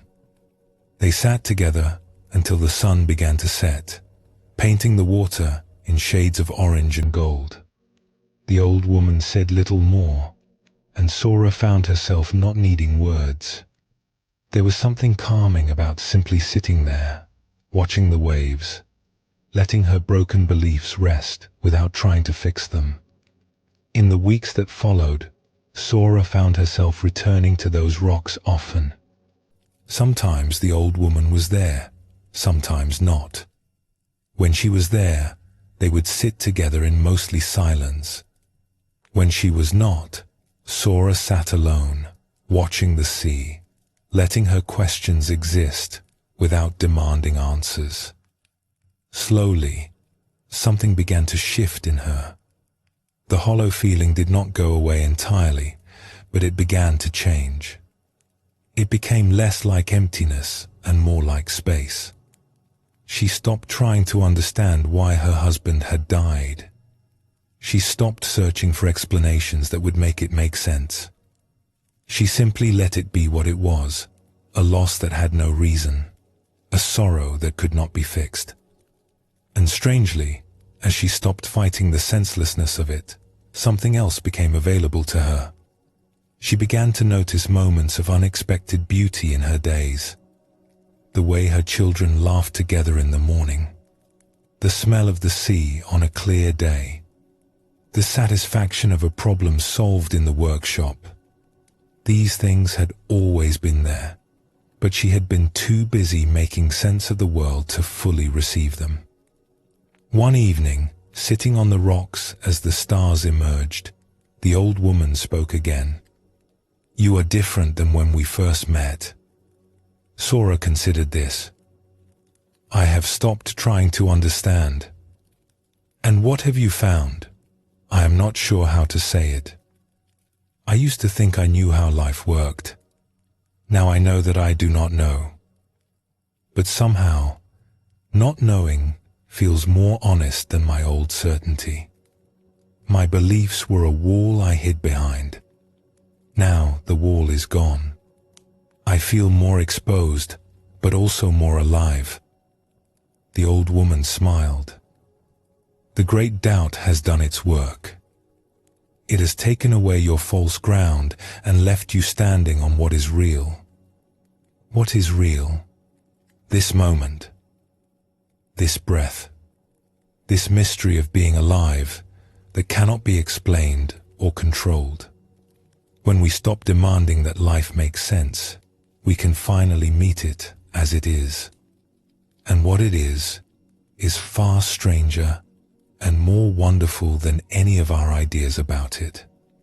Sora continued to live in the seaside town, raising her children, running the workshop her husband had left behind. She never remarried, though she was not opposed to it. She simply found that she was content with her life as it was. The loss of her husband remained a sorrow she carried, but it was no longer a wound that needed to be healed. It was simply part of her story, part of the mystery she had learned to accept. When others came to her in their own times of loss and confusion, she did not offer explanations. She did not try to make their pain make sense. She simply sat with them, as the old woman had sat with her, letting them feel what they needed to feel without rushing toward understanding. Life does not owe us explanations, she would tell them. We want things to make sense because it makes us feel safe. But real safety does not come from understanding. It comes from being present with what is, even when what is breaks our hearts. This story shows us how life itself can become a teacher of the great doubt. Sora did not choose to question her beliefs. Her beliefs were shattered by circumstances beyond her control. But in the wreckage of her certainty, she found something more real than what she had lost. Zen teaches that our ideas about life are not the same as life itself. We build mental models of how things work, and these models can be useful, but they are always incomplete, always partial, always missing something essential. When life disrupts our models, we have a choice. We can try to rebuild them, patching the holes with new explanations, or we can let them go and meet life directly, without the buffer of our concepts. This is not easy. Our beliefs give us comfort. They make us feel that we understand, that we have some control, that the world is predictable and safe. When they fall away, we feel exposed and vulnerable. But this vulnerability is also an opening. It is a doorway into a more direct relationship with reality, one that does not depend on things making sense. The Buddha taught that suffering comes from clinging, and one of the things we cling to most tightly is our understanding. We want to know why things happen. We want life to follow rules we can learn and apply. When it refuses to cooperate, we suffer. But when we can release our grip on understanding, when we can allow things to be mysterious, something relaxes in us. We stop fighting against the unknown and start learning to live with it. Let us explore another story that reveals more of this teaching. In a region known for its fine silk, there lived a merchant named Bowen, who had spent his life building a trading business. He had started with nothing, working as a boy carrying bolts of fabric for other merchants. Through hard work and clever decisions, he had risen to become one of the most successful traders in the region. He owned warehouses full of silk. He employed dozens of workers. He was respected by all who knew him. Bowen believed in himself and his abilities. He had proven over and over that he could overcome any obstacle, solve any problem, turn any situation to his advantage. This confidence had served him well. It had given him the courage to take risks that others avoided, to persist when others gave up, to build something from nothing through sheer force of will. But in his 50th year, a series of misfortunes struck that even Bowen could not overcome. A fire destroyed his largest warehouse, taking most of his inventory with it. A ship carrying a valuable cargo sank in a storm. Several of his most trusted workers left to start their own competing business, taking key customers with them. One disaster followed another, and within 2 years, almost everything Bowen had built was gone. He tried to recover. He applied all his skill and determination, working harder than he had worked even in his youth. But nothing he did seemed to help. Deals fell through. It was as if the world had turned against him. Bowen could not understand what was happening. He had always believed that success came to those who worked for it, that intelligence and effort would be rewarded. He had built his entire identity on this belief. Now that identity was crumbling along with his business. He found himself walking one day through the countryside outside the city, not knowing where he was going, just needing to move. He came to a small temple he had passed many times but never entered. On an impulse, he went inside. The temple was quiet and cool, lit by a few candles. An old monk was sweeping the floor with slow, deliberate movements.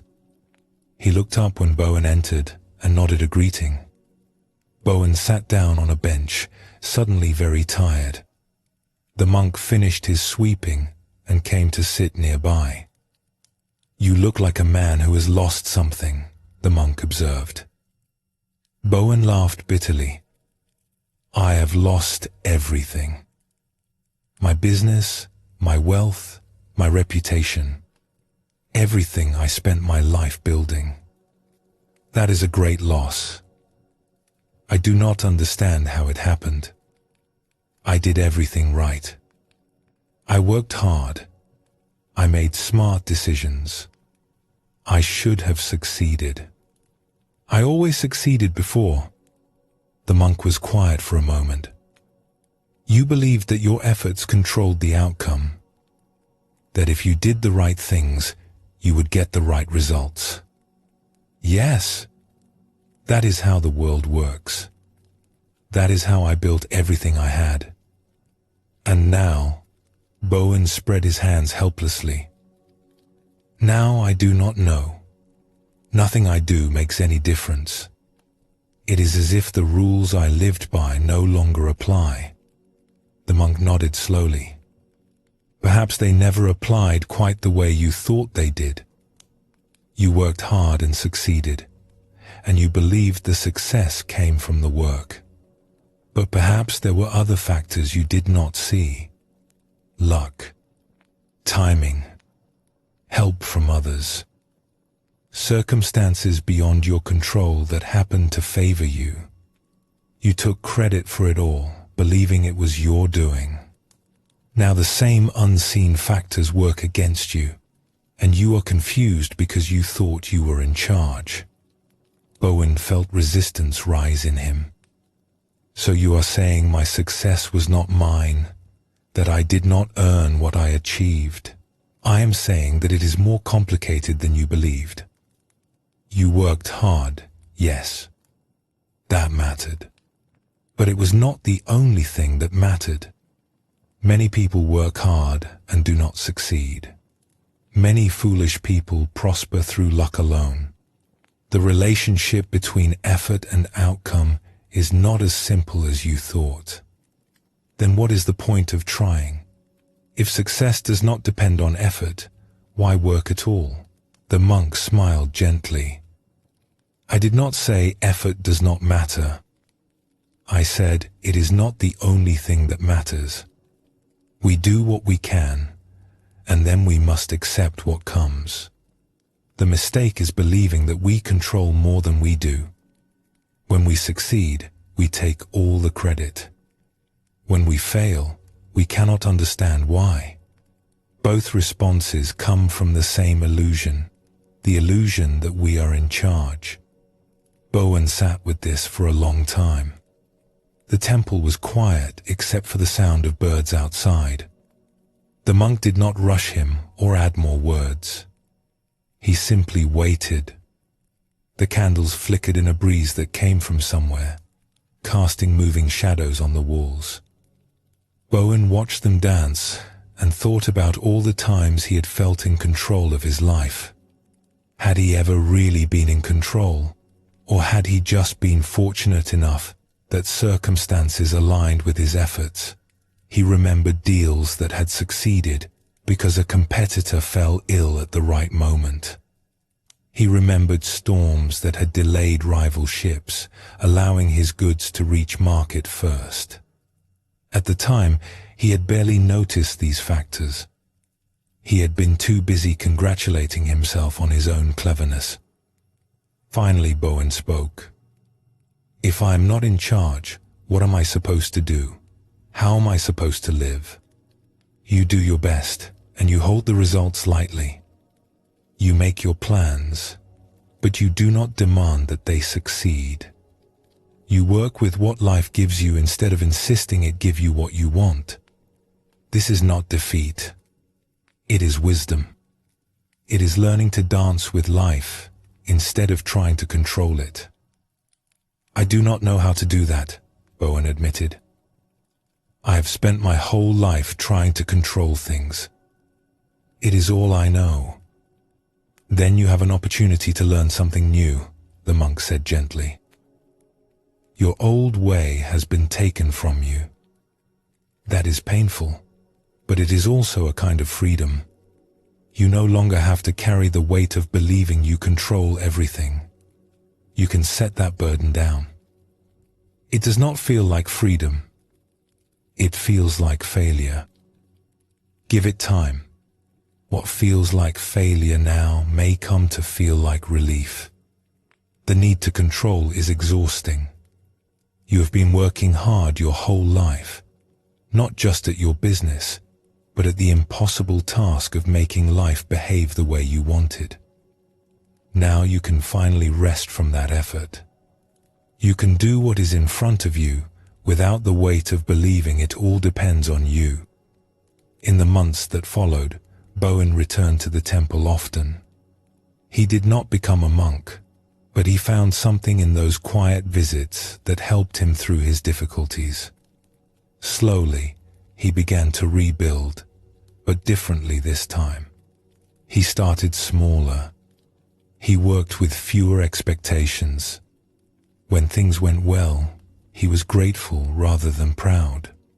When things went poorly, he adjusted rather than raged. He never regained what he had lost.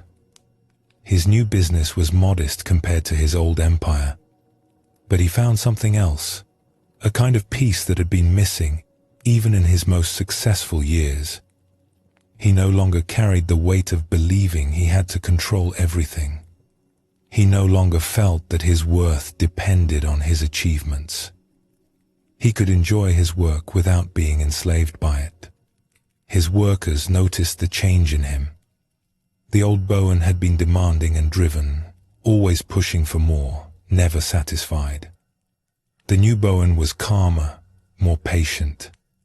He praised good work and accepted setbacks without the anger that had once been his response to anything that went wrong. Some said he had grown soft. Others said he had finally grown up. His children, who had barely known him when he was building his empire, now had a father who was present. He ate meals with them. He listened to their concerns. He told them about his failures as honestly as he had once boasted of his successes. They learned from him that life did not always reward effort, that circumstances mattered as much as skill, and that a person's worth was not measured by their achievements alone. I used to think I knew how the world worked, he told the old monk one day. I had it all figured out. Success came from effort. Results came from skill. I was the master of my fate. And now I know that I know very little. The world is more mysterious than I imagined. Things happen for reasons I cannot see. I do my best, and then I let go. It is a strange way to live, after so many years of trying to control everything. But it is also a relief. The monk nodded. The great doubt has humbled you. It has shown you the limits of your understanding. This is not a loss, though it may feel like one. It is the beginning of a wiser way to live.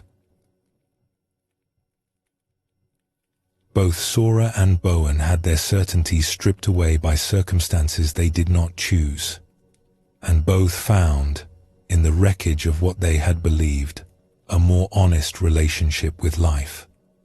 Their stories remind us that the great doubt is not always something we seek.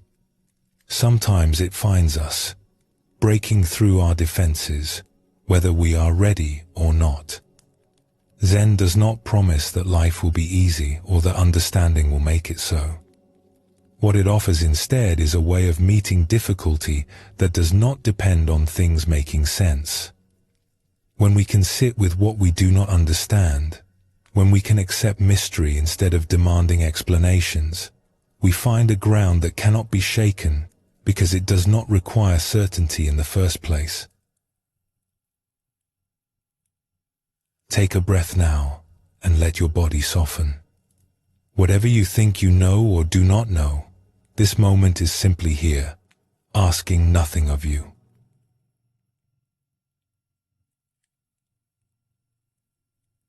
We have been exploring the great doubt from many angles tonight. We have seen how certainty can become a prison, how questions can open doors that answers never could, how the courage to not know brings us closer to what is real. We have witnessed what happens when life itself shakes our foundations and invites us into deeper inquiry. Now we come to something even more simple and profound. What if the question itself is the path? What if the seeking is not a means to an end, but the very thing we are looking for? We usually think of questions as problems to be solved. We ask because we want to know. We seek because we want to find. The question is uncomfortable, and the answer brings relief. This is how we learn to relate to not knowing from our earliest years. Not knowing is a problem. Knowing is the solution. But Zen points to another possibility. Some questions are not meant to be answered. They are meant to be lived. When we stop trying to solve them and start letting them guide us, something shifts. The question becomes a companion rather than an obstacle. The seeking becomes a way of being rather than a task to complete. This is the deeper teaching of the great doubt. It is not about finding the right answers. It is about developing a certain quality of attention, a willingness to stay open and wondering, a trust in the inquiry itself.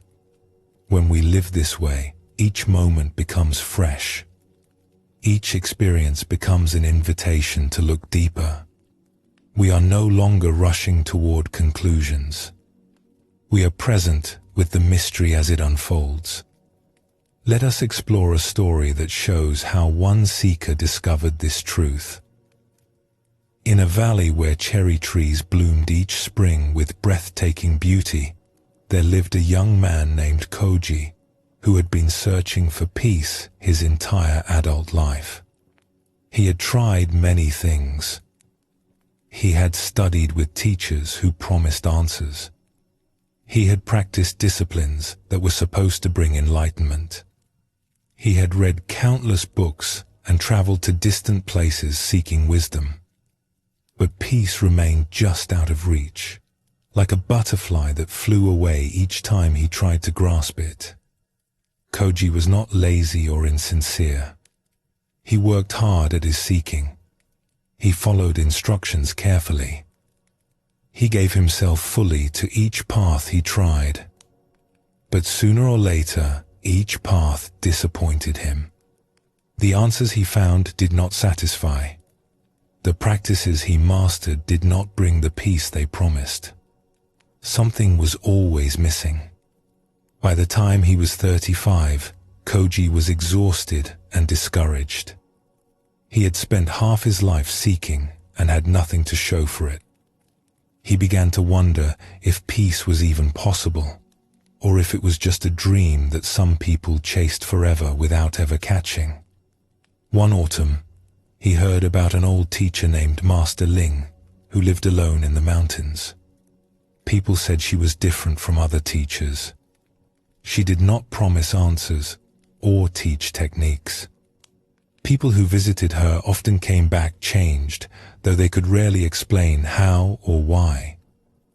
Koji decided to make one last attempt. If this teacher could not help him, he would give up seeking altogether and simply live out his days as best he could. The journey to Master Ling's hut took 3 days. The path wound through forests of pine and bamboo, crossing streams and climbing ridges. By the time Koji arrived, he was tired in body and spirit. He found the teacher sitting outside her small hut, watching the clouds drift across the mountain peaks. She was very old, her face lined like the bark of an ancient tree. But her eyes were bright and clear, and she looked at Koji with an attention that made him feel truly seen. "You have been seeking for a long time," she said. It was not a question. "Yes," Koji admitted. "I have tried everything. I have followed many paths, but I have not found what I am looking for." "What are you looking for?" "Peace. An end to the restlessness that has driven me all these years. A place to finally rest." Master Ling nodded slowly. "And you believe that when you find the right answer, the right teaching, the right practice, you will finally have peace?" "Yes, that is what I have always believed. That is why I keep seeking." "What if that belief is the very thing that prevents you from finding what you seek?" Koji frowned. "I do not understand." Master Ling gestured for him to sit on a rock nearby. "You have been treating your seeking as a problem to be solved. You are looking for the answer that will end the seeking. But what if seeking is not a problem? What if the seeking itself is the path? But I am tired of seeking. I want to arrive somewhere. I want to stop." "I understand, but consider this. Every time you thought you had arrived, you discovered you had not. Every answer you found eventually revealed itself as incomplete. Every destination turned out to be another starting point. Perhaps this is not failure. Perhaps this is how it is meant to be." She picked up a small stone and held it in her palm. "You have been grasping for answers the way you might grasp for this stone. You reach out, you grab, you hold tight. But peace is not a stone. It cannot be grasped. The moment you try to hold it, it slips away. Then what am I supposed to do? Stop trying to arrive. Stop looking for the answer that will end your questions. Instead, let the questions themselves become your path. Walk with them. Live with them. Let them guide you without demanding that they lead somewhere." Koji felt frustrated. That sounds like giving up. Like accepting that I will never find what I am looking for. It may sound that way, but it is actually something different. When you stop demanding answers, you become available to something deeper than answers. You become present with life as it actually is, rather than rushing past it towards some imagined destination. This presence, this willingness to be here without needing to be somewhere else, is closer to peace than any answer could ever bring. Koji stayed with Master Ling for several weeks. She did not teach him techniques or give him practices to follow. She simply lived her life and allowed him to be part of it. They gathered firewood together. They cooked simple meals. They sat in silence watching the clouds and the birds and the changing light. At first, Koji was impatient. He kept waiting for the real teaching to begin. Surely there was something more than this, some secret she would reveal when he was ready. But the days passed, and nothing special happened. There was just ordinary life, moment after moment, without any dramatic revelations. He tried to ask questions, to draw out the wisdom he was sure she was hiding. But Master Ling would only give simple answers and return to whatever task was at hand. When he asked about enlightenment, she would say, "Hand me that pot." When he asked about the nature of mind, she would say, "The beans need more water." At first this frustrated him. He had come all this way for wisdom, not cooking lessons. But slowly, he began to notice something. In those moments when he stopped seeking and simply did what needed to be done, something relaxed in him. The restlessness that had driven him for so long would quiet, just for a moment, like a lake becoming still. He started paying more attention to these moments. They happened most often when his hands were busy and his mind had nothing to grasp at. Chopping vegetables, sweeping the floor, carrying water from the stream. In these simple activities, there was nothing to figure out, nothing to achieve. There was just this action, this moment, complete in itself. And yet, something began to shift in him. The restlessness that had driven him for so long began to quiet. Not because he had found an answer, but because he had stopped demanding one.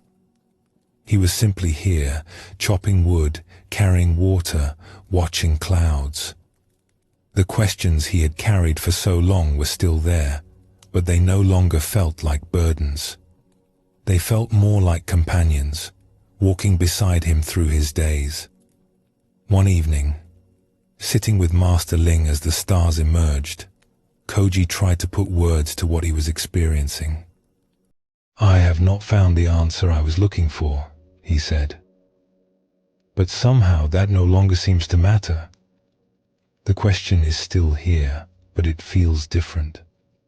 It feels like part of me, rather than a problem I need to solve." Master Ling smiled. "You are beginning to understand. The question was never your enemy. It was your seeking that made you suffer, not your not knowing. When you stop fighting against not knowing, when you let the question be what it is without demanding it go away, something opens. You find that you can live with uncertainty. You find that peace does not require answers. But what about all those years I spent seeking? Were they wasted? Nothing is wasted. Your seeking brought you here. Your exhaustion with seeking opened you to something new. Even the paths that disappointed you taught you something, if only that they were not what you needed. The journey is never wasted, even when it does not lead where we expected." Koji thought about this. He remembered all the teachers he had studied with, all the practices he had tried, all the books he had read. At the time, each disappointment had felt like failure. But now he could see that each one had been necessary. Each one had stripped away something false, had shown him what peace was not, had prepared him for this moment of finally letting go. "So the seeking was the path all along," he said slowly. "I thought I was trying to get somewhere. But the trying itself was where I needed to be. Yes, but you could not see that while you were demanding a destination. You had to exhaust yourself, had to give up hope of arriving before you could recognize that you had never really left. The peace you were seeking was always here, hidden beneath your seeking. When Koji finally left the mountain, he did not feel that he had found what he had been looking for. But he also did not feel that he needed to keep looking. The question that had driven him all those years was still present, but it had transformed from a burden.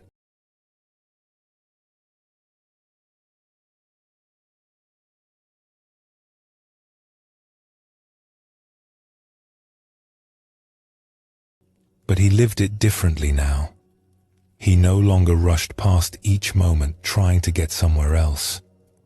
He no longer evaluated each experience by whether it brought him closer to his goal.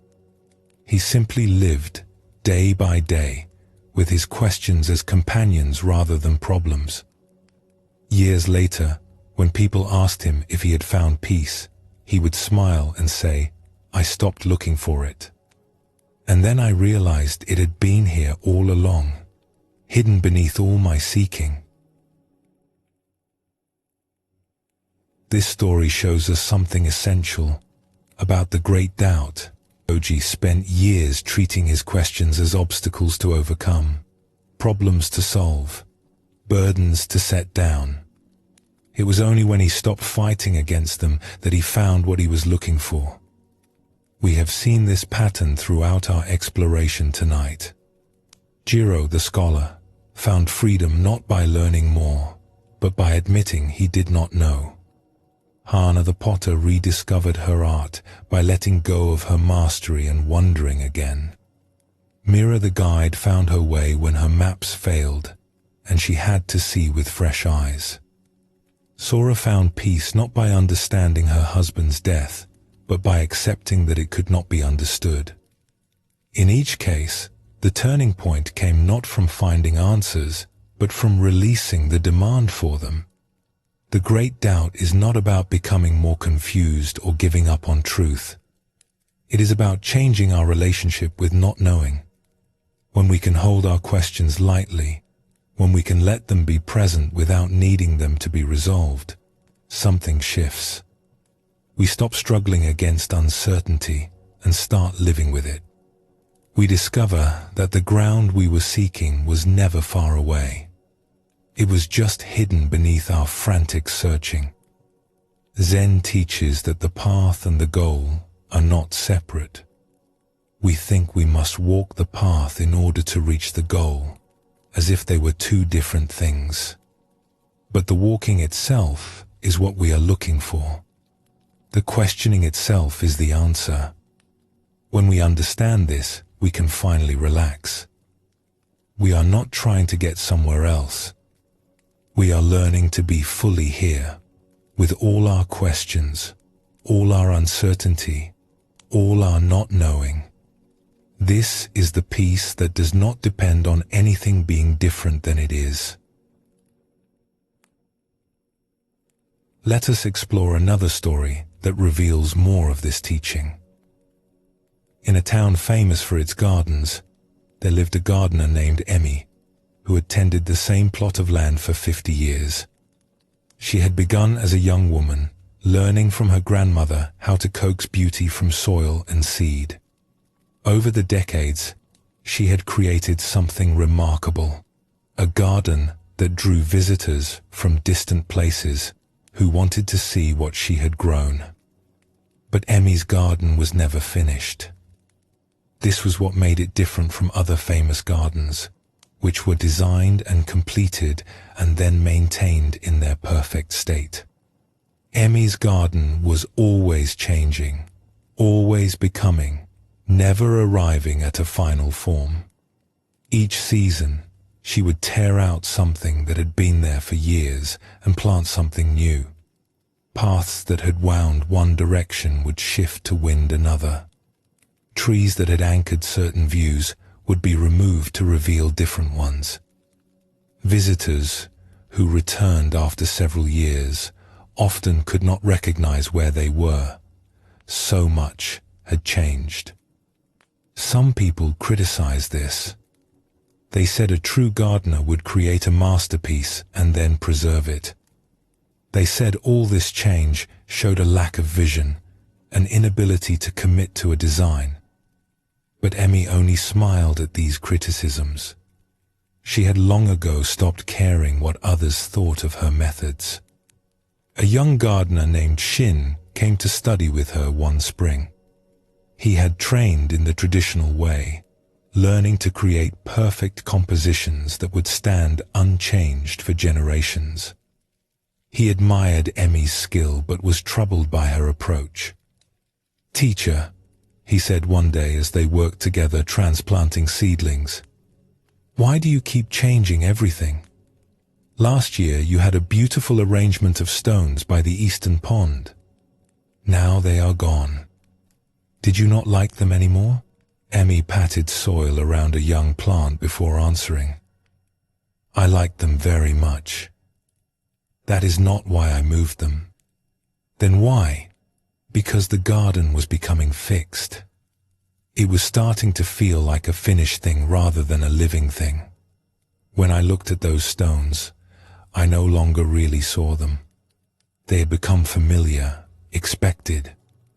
By moving them, I could see the space fresh again." Shin frowned. "But is the goal not to create something perfect? Something that does not need to change? Emmy sat back on her heels and looked at the young man. That is what I was taught too, when I was your age. I spent many years trying to create the perfect garden, the arrangement that would be complete and final. But I always failed.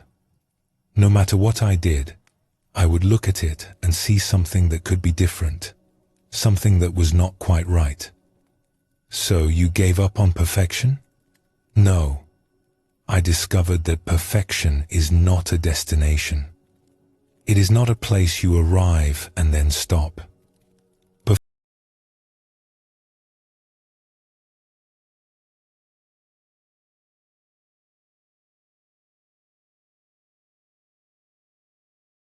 Changing. When it becomes fixed, something dies in it, even if it looks beautiful to visitors who do not know any better. She stood and brushed dirt from her knees. Come, I will show you something. She led him to a corner of the garden that was wild and unplanned, a tangle of plants that seemed to have grown without any guidance. Shin had noticed this area before and assumed it was a section Emmy had neglected or not yet gotten to. This is my favorite part of the garden, Emmy said. Shin looked at the chaos of leaves and flowers and vines. But it has no design. It is just random growth. Yes. And it is the most alive corner of the entire garden. I do not plan it. I do not shape it. I simply let it grow and watch what happens. It teaches me more than all my careful arrangements. What does it teach you? Emmy was quiet for a moment, watching a bee move from flower to flower. It teaches me that life does not need my control to be beautiful. It teaches me that there is wisdom in things I did not plan. It teaches me to stay humble, to keep questioning, to never assume I know best. She turned to face Shin directly. You want to create the perfect garden. That desire will drive you to do excellent work. But if you cling to it too tightly, it will also make you suffer. You will never be satisfied. You will always see flaws. The goal will always be just out of reach. What is the alternative? Fall in love with the gardening itself, not the garden. Let the process be the point. When you are planting, just plant. When you are pruning, just prune. When you are standing back looking at what you have done, really look with fresh eyes, as if you had never seen it before. The garden will never be perfect, but the gardening can be complete in each moment, if you give yourself fully to it. Shin stayed with Emmy for 3 years. He learned techniques and principles, but more importantly, he learned a way of being with his work. He stopped trying to arrive at a final result and started attending to each moment of the process. He stopped judging his garden against an imaginary ideal and started really seeing what was actually there. There were difficult moments in this learning. Shin would create something beautiful, something he was proud of, and Emmy would suggest changing it. At first he resisted. Why tear down what was working? Why disturb what was good? But Emmy was patient and persistent. Your attachment to what you have made is blinding you, she told him once. You cannot see this corner of the garden anymore because you have decided it is finished. But nothing is ever finished. When you believe it is, you stop seeing. You stop wondering. You stop being a gardener and become a guard, protecting what is, rather than discovering what could be. Slowly, Shin began to understand. He practiced letting go of his creations, not because they were bad, but because the letting go itself was part of the practice. Each time he released something he had made, He felt a brief pain followed by a surprising freedom. His eyes would open to possibilities he had not seen before. The garden would become new again. He also spent many hours in the wild corner, the untended space that Emmy loved so much. At first he only observed, watching how the plants competed and cooperated, how some thrived and others faded, how the whole system found its own balance without any guidance from him. But gradually, he began to feel something deeper, a kind of trust in the process of life itself, a willingness to let things unfold without needing to control them. When he finally left to create his own garden, Emmy gave him a single seed as a parting gift. "Plant this," she said, "and watch it grow. Do not plan what you want it to become. Let it show you. Let it teach you. And when it is fully grown, consider removing it and planting something else. The garden is not the point. The gardening is the point. Never forget that." Years later, Shin's garden became famous in its own right. Visitors noticed something unusual about it. Like Emmy's, it was always changing, always becoming, never fixed in a final form. And like Emmy's, it had a wild corner where nature was allowed to do as it pleased. When people asked Shin about his approach, he would tell them about his teacher and the seed she had given him. "She taught me that the question is the path," he would say. "I am always asking what this garden wants to become. I will never have a final answer. And that is exactly as it should be." Both Koji and Emmy discovered the same truth from different directions. Koji learned that his spiritual seeking was not a problem to be solved, but a way of being to embrace. Emmy learned that her gardening was not a means to an end, but an end in itself. For both of them, the shift came when they stopped rushing toward completion and started appreciating the journey itself. This is what the great doubt looks like when it matures into wisdom. The questions do not go away. The seeking does not end, but our relationship with them transforms completely. We are no longer burdened by what we do not know. We are enriched by it. Each question becomes an invitation to look deeper. Each moment of not knowing becomes an opportunity to see fresh. We can see how this connects to everything we have explored tonight. The scholar Jiro had to admit he did not know before wisdom could find him. The farmer Taro had to sit with his question without answering it before something opened. When we stop treating our not knowing as a problem, it becomes a doorway. When we stop fighting against uncertainty, it becomes a companion. The Buddha taught that clinging causes suffering, and this includes clinging to goals and destinations. When we demand that our journey take us somewhere, when we measure each step by how much closer it brings us to arrival, we miss the step itself. But when we can release this demand, when we can let each moment be complete in itself, we discover a peace that does not depend on getting anywhere at all. This is perhaps the deepest teaching of the great doubt. Not that we should doubt everything and trust nothing, but that we should hold our questions with love rather than frustration. Our not knowing is not a failure. It is what keeps us alive, curious, open to what each moment might bring.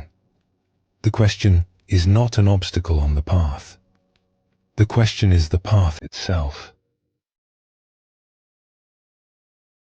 Take a slow breath and feel yourself here, present in this moment. The questions can rest beside you like old friends, asking nothing, offering their quiet company.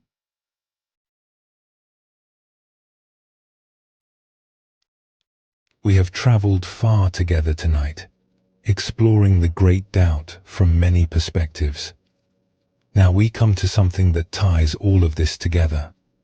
What does it look like to live with the great doubt as a continuous way of being, not as a crisis to move through, not as a practice we do sometimes, but as a quality of attention we bring to every moment of our lives? The word for this is wonder. Not the wonder of amazement at something spectacular, though that is part of it. A deeper kind of wonder that finds the extraordinary in the ordinary, that looks at familiar things with fresh eyes, that never quite stops asking what this is and what it means. Children know this wonder naturally. They look at the world with eyes that have not yet decided what everything is. A stone is not just a stone to a child. It is a mystery, a treasure, something to turn over and examine and ask questions about. But as we grow older, we learn to label things and move on. We think we know what a stone is, so we stop really seeing it. The wonder fades as our certainties accumulate. The great doubt invites us to recover this wonder, not by forgetting what we have learned, but by holding it lightly enough that we can still be surprised. It invites us to approach each day, each moment, each encounter, as if we had never quite seen it before. Because in truth, we have not. Each moment is new, even when it looks like moments we have seen before. Let us explore a story that shows how one man discovered this way of living. In a village at the foot of a great mountain, there lived an old man named Goro, who was known for his unusual way of being in the world. He had lived in the village his entire life, over 80 years, and had never traveled more than a day's walk from where he was born. Yet visitors who met him often remarked that he seemed more awake, more present, more alive than people who had seen the whole world. Goro had been a woodcutter in his younger days, and then a carpenter, and then a simple handyman who helped neighbors with whatever needed doing. He had no special education, no training in philosophy or meditation. He had simply lived his life in this small village, doing ordinary things, day after day, year after year. But there was something different about how he did these ordinary things. When Goro looked at you, you felt truly seen. When he listened, you felt truly heard. When he picked up a piece of wood or touched the bark of a tree, there was a quality of attention in his hands that made you want to watch. He moved through the world as if everything in it was interesting, as if he had never quite figured it all out. A young woman named Nori had grown up watching Goro and wondering about him. She had always been restless, hungry for something more than village life could offer. She dreamed of traveling to distant cities, of having adventures, of learning great things from famous teachers. The village felt small and dull to her, the same faces and the same routines day after day. But whenever she encountered old Goro, she felt something she could not explain. A kind of stillness came over her in his presence. The restlessness would quiet just for a moment, and she would wonder what he knew that she did not. One autumn morning, she found him sitting on a bench outside his small house, watching the leaves fall from a maple tree. She had walked past this tree 1,000 times without really noticing it. But Goro was watching it as if it were the most fascinating thing in the world. She sat down beside him. For a while, they watched the leaves together in silence. Each one drifted down in its own way, spinning and floating, catching the light as it fell. "I am leaving the village soon," Nori said finally. "I'm going to the capital to study. I want to learn things, see things, become someone more than I am here." Goro nodded slowly, his eyes still on the falling leaves. That is good. Travel teaches many things, but I wonder sometimes if I will find what I am looking for. I have this feeling that something important is missing, and I think if I go far enough, learn enough, I will find it. Goro was quiet for a long moment. Then he said, I have never traveled far. I have lived my whole life within sight of that mountain, and yet I have never run out of things to discover. Nori looked at him curiously. How is that possible? You have seen the same things every day for 80 years. How can there still be anything new? Because I have never stopped wondering about them. He gestured toward the maple tree. I have watched this tree for 60 years. I planted it when I was a young man. You might think I would know everything about it by now. But every autumn, when the leaves begin to change, I find myself amazed all over again. How does it know when to let go? Where do those colors come from? What is it like to be a tree, standing in one place for a lifetime, reaching toward the sun? He turned to look at her directly. These questions have no answers. Or rather, any answer I might give would be too small, would not capture the reality of what I am seeing. So I just keep wondering, and the wondering keeps everything fresh. Nori frowned slightly. But that sounds exhausting. To always be questioning, never settling into knowing. It is not exhausting at all. What is exhausting is pretending to know things you do not really know. What is exhausting is defending your certainties against a world that keeps showing you something different. When you stop pretending to know, when you let yourself wonder, something relaxes. You do not have to figure everything out. You can just be here, curious, open, alive. He picked up a fallen leaf and held it gently in his weathered hands. This leaf, I could tell you many things about it.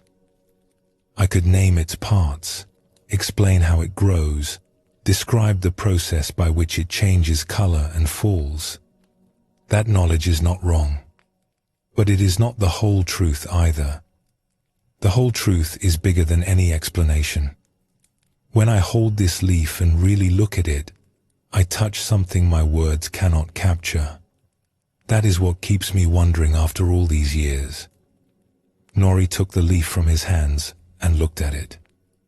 It was beautiful, she realized, in a way she had never noticed before. The colors were not just red and orange, but 100 subtle shades blending into each other. The veins formed patterns that were almost like rivers seen from a great height. There was a whole world in this single leaf that she had been walking past her entire life. I see what you mean, she said softly. I have looked at leaves 1,000 times without ever really seeing them. That is how it is for most people, Goro said gently. We learn the names of things and think we know them. We put them in categories and move on. But the names are not the things. The categories are not the reality. When we can set aside what we think we know and look with fresh eyes, everything becomes new again. How do you do it? Nori asked. How do you keep wondering after so many years? I would think the newness would wear off eventually. Goro considered the question. It is not something I do, exactly. It is more like something I stop doing. Most people are constantly telling themselves what things are. They see a tree and immediately their mind says tree and moves on. They see a person and their mind says neighbor or stranger and moves on. This labeling happens so fast, so automatically, that we do not notice we are doing it. But every time we label something, we stop seeing it. we see only our idea of it. He paused, watching another leaf drift down from the maple. When I was younger, I did this too. I rushed through my days, putting everything in boxes, thinking I understood what I was seeing. But then something happened. I was working one day, cutting a piece of wood, and I suddenly really saw the grain of the wood. The patterns, the colors, the way the light played across the surface. I had cut thousands of pieces of wood before, but in that moment, it was as if I had never seen wood in my life. What happened? I do not know exactly. Some wall fell away. Some habit of not seeing loosened its grip. And after that, I started noticing how much I had been missing. The world had always been full of wonders. I had just been too busy naming them to notice. Nori did leave for the capital, as she had planned. She studied with teachers and read books and saw many things she had never seen before. The world was vast and various, and she was glad she had traveled. But something Goro had shown her stayed with her through all her journeys. She found herself looking at things differently, questioning her certainties, wondering about what she thought she knew. The great monuments of the capital were impressive, but so was a single leaf when she really looked at it. The famous teachers had much to share, but so did an old man who had never left his village. Years later, when she returned home, she went to visit Goro. He was very old now, rarely leaving his house, but his eyes were still bright with that same quality of attention she remembered. "I traveled far," she told him. "I learned many things, but the most important thing I learned was something you showed me before I left." "What was that?"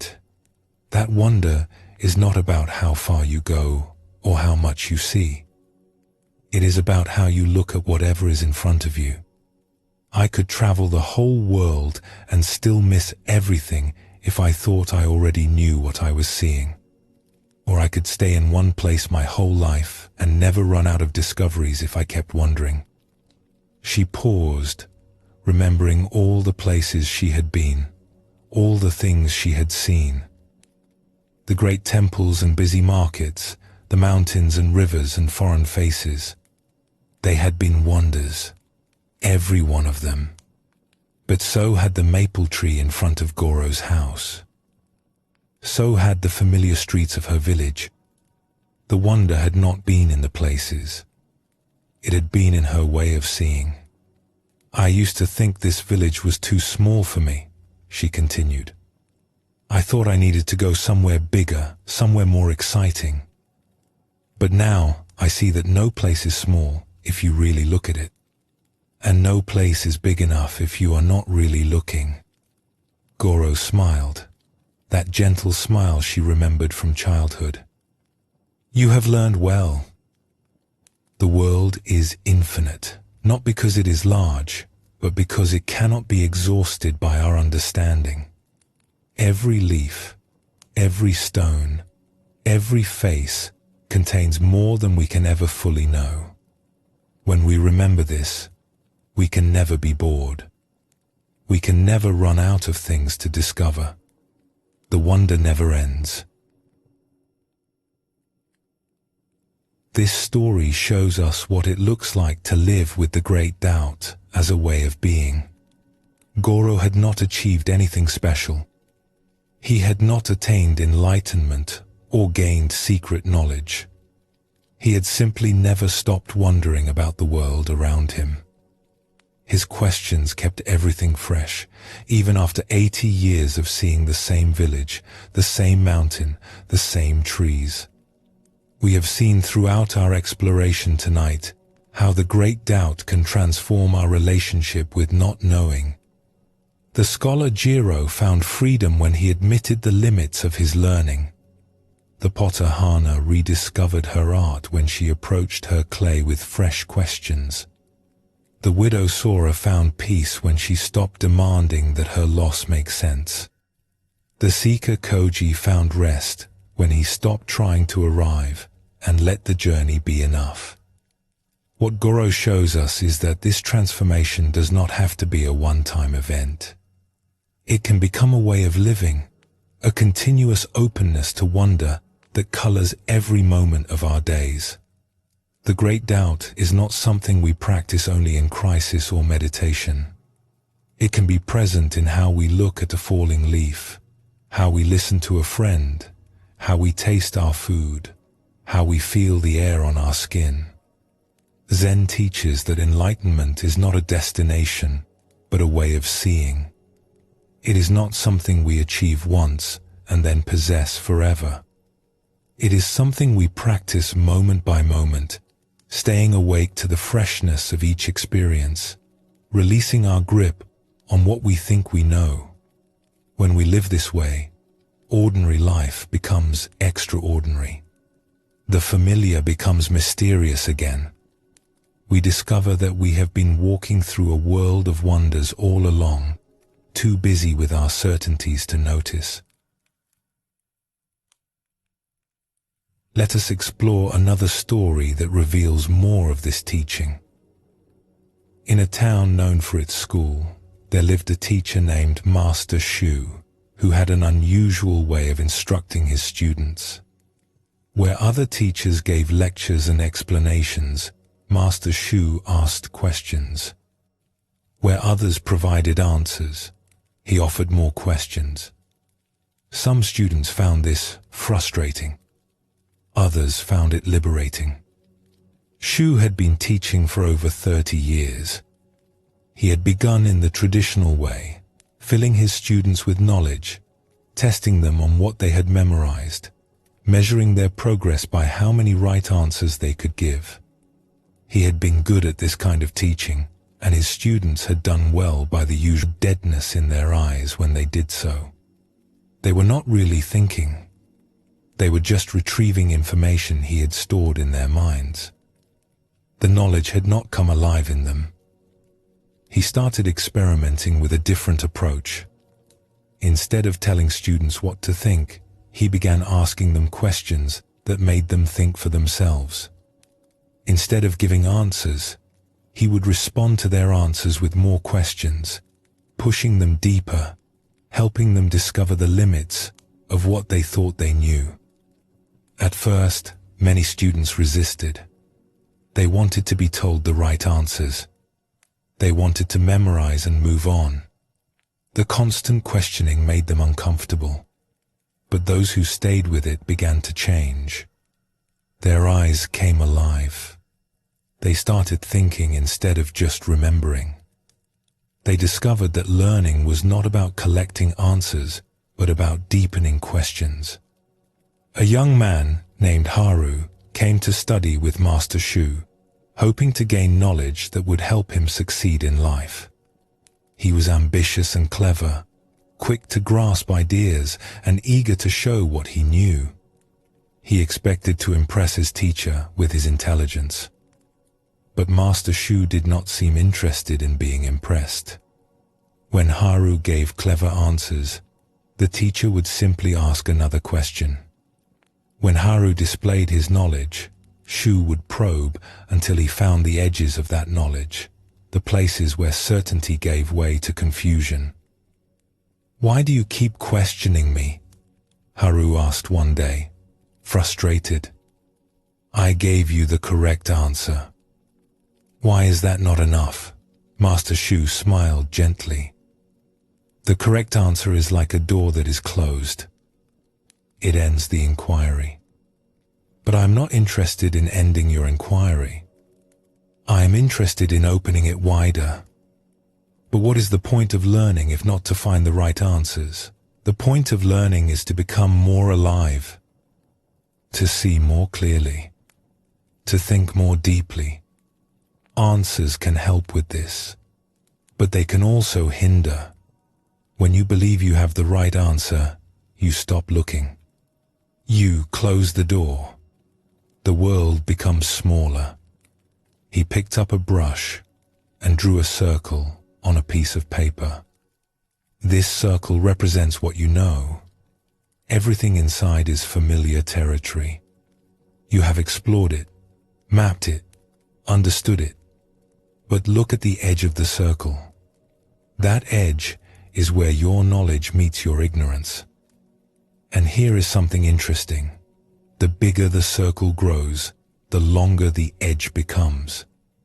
The more you know, the more you discover how much you do not know. Haru looked at the circle. He had never thought of it this way. He had always imagined that learning meant shrinking the territory of ignorance, replacing not knowing with knowing. But what Master Shu was showing him was different. Learning expanded your awareness of how much remained unknown. So we can never know everything, Haru said slowly.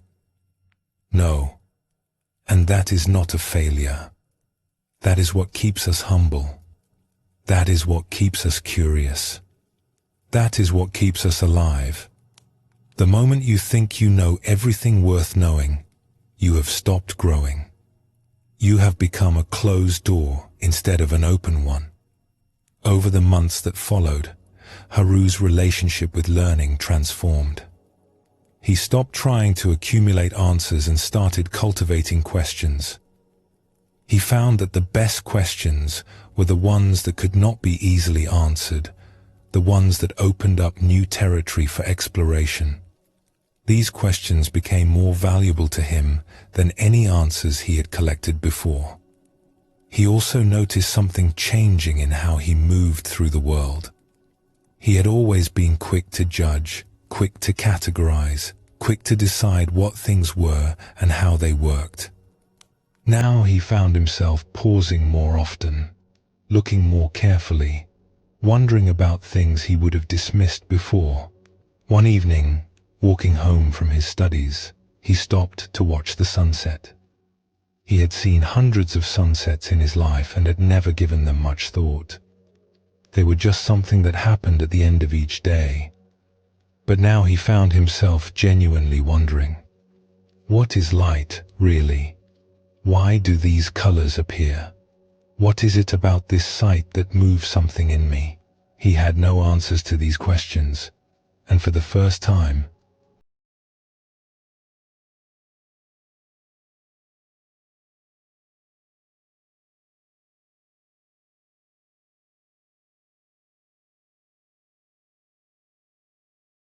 being inexhaustible.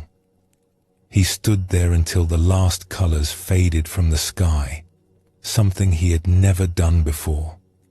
He had always been too busy, too focused on getting somewhere, to simply stand and wonder. Now he realized how much he had missed by always moving, always doing, always knowing. The next day, he told Master Shu about the experience. "You are beginning to understand," the teacher said. "Knowledge is useful, but wonder is precious. Knowledge tells you what something is called, how it works, where it fits in your categories.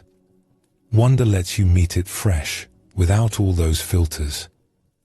Both have their place. But most people have too much knowledge and too little wonder. You are learning to restore the balance." "Will I always be able to see this way?" Haru asked. "Or will the newness fade over time? That depends on you." The habit of labeling and moving on is strong. It will try to reassert itself. You will have to keep choosing wonder, keep reminding yourself to really look, really listen, really be present. It is a practice, like any other. The more you do it, the more natural it becomes. But it is never automatic. It always requires a kind of gentle attention. When Haru eventually became a teacher himself, he carried Master Shu's approach with him. He asked questions more than he gave answers. He pushed his students to the edges of their knowledge and helped them become comfortable there. He taught them that wisdom was not about having answers, but about being able to live gracefully with questions. The truly wise person, he would tell them, echoing what his own teacher had shown him, is not the one who knows the most. It is the one who remains curious, the one who never stops wondering, the one who meets each moment with fresh eyes, ready to be surprised. Some students flourished under this teaching. Others went elsewhere, looking for certainty that Haru could not provide. But those who stayed discovered something precious.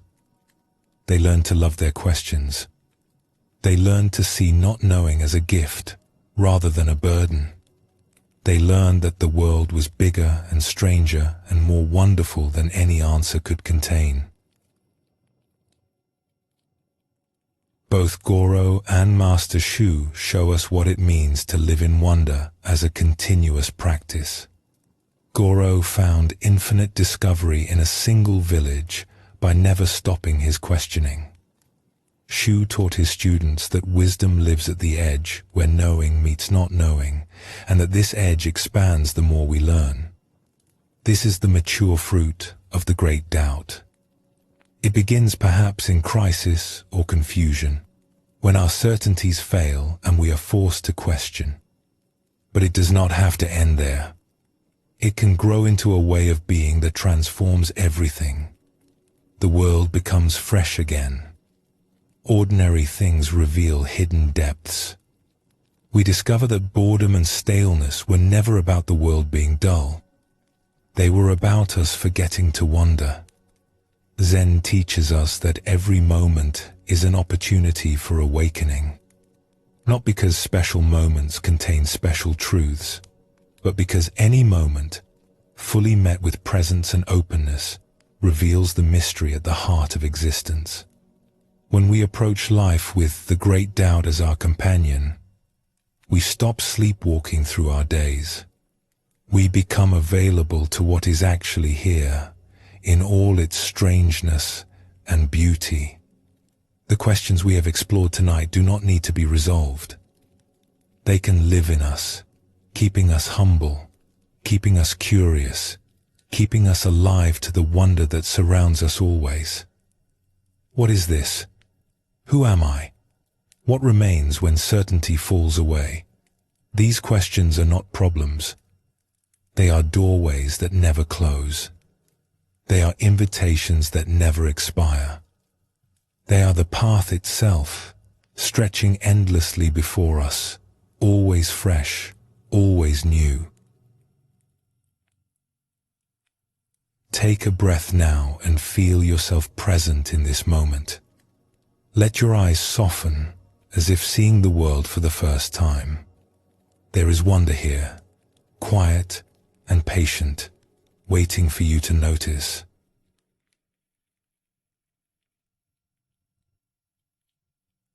We have journeyed together through many facets of the great doubt tonight. Now we come to the final teaching of the evening, the place where all of this leads.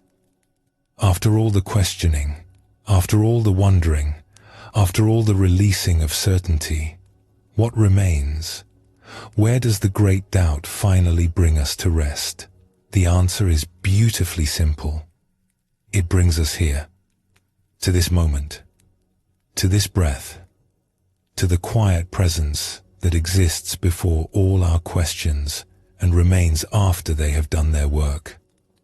The great doubt is not meant to leave us spinning forever in uncertainty. It is not a permanent state of confusion or anxiety. It is more like a fire that burns away what is false, leaving only what is real. And what is real, when we finally stop grasping for answers, is simply this: being here, being present, being at peace with not knowing, because we have discovered that peace was never about knowing in the first place. Zen masters sometimes speak of returning to ordinary mind after the great questioning has done its work. The seeker goes out into the wilderness of doubt, questions everything, loses all footing, and then, somehow, finds themselves back home, doing ordinary things, but seeing them with new eyes. The journey was necessary, but the destination was always right here.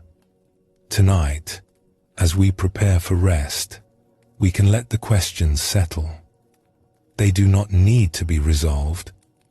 They can simply be present, like old friends who have traveled far with us and now sit quietly by the fire. The not knowing that once felt like a problem can become a soft blanket, a permission to stop struggling, a doorway into peace. Let us explore a story that shows how one seeker found this rest. In a land of high plateaus and wide skies, there lived a woman named Kaya, who had spent most of her life searching. As a young woman, she had felt a longing she could not name, a sense that something important was missing from her life. She had tried to fill this longing in many ways. She had pursued success in her work. She had sought love and built a family. She had accumulated knowledge and experiences. But the longing remained, quiet and persistent, underneath everything she did. In her middle years, she began to search more deliberately. She studied with teachers who spoke of enlightenment and liberation. She practiced meditation and contemplation. She read the words of sages from many traditions. She asked the deep questions that the great doubt brings. Who am I? What is real? What remains when everything I cling to falls away? These questions opened her. They stripped away layers of assumption and habit. They showed her how much of her life had been built on foundations she had never examined. She saw how she had defined herself by her roles and achievements, and how those definitions had limited her. She saw how she had chased after happiness in things that could never truly satisfy. She saw how much fear and grasping had been running beneath the surface of her days. The searching was painful at times, disorienting, like walking through fog without a map. There were moments when she wanted to turn back, to return to the comfortable certainties she had left behind. But something in her knew that those certainties had been false, and she could not pretend to believe in them anymore. So she kept going, because she sensed that something true lay on the other side. Years passed. Kaya grew older. Her hair turned grey and her face lined with the marks of time. She was no longer the eager seeker she had been. The fire of her questioning had burned long and hot, consuming much of what she thought she knew. But she had not found the final answer she had been looking for. There had been glimpses, moments of clarity, experiences that hinted at something vast and free, but nothing permanent. Nothing she could hold on to. She began to wonder if she had been wrong all along. Perhaps there was no final answer. Perhaps all her seeking had been chasing a mirage. This thought brought a strange kind of grief, but also something else. A tiredness that went beyond the body. A willingness to stop that she had never felt before. One autumn evening, Kaya was sitting outside her small house, watching the sun set over the plateau. She had sat in this same spot countless times over the years. The view was familiar, the colors predictable, the routine of evening settling well known. And yet, something was different. She noticed that she was not searching anymore. The restless energy that had driven her for so long was quiet. The questions that had burned in her were still present, but they no longer demanded answers. They simply rested in her, like stones that had settled to the bottom of a clear pool. She looked at the sunset, and for the first time in as long as she could remember, she was not looking for anything in it. She was not trying to have a spiritual experience or achieve a state of enlightenment.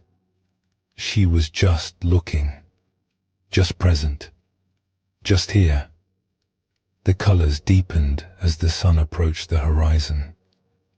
Oranges and reds and purples painted the sky in patterns that would never be repeated exactly this way again. Kaya watched without commentary, without interpretation, without needing the moment to be anything other than what it was. And in that simplicity, something she had been seeking for decades quietly arrived. It was not dramatic. There were no fireworks or visions or overwhelming emotions.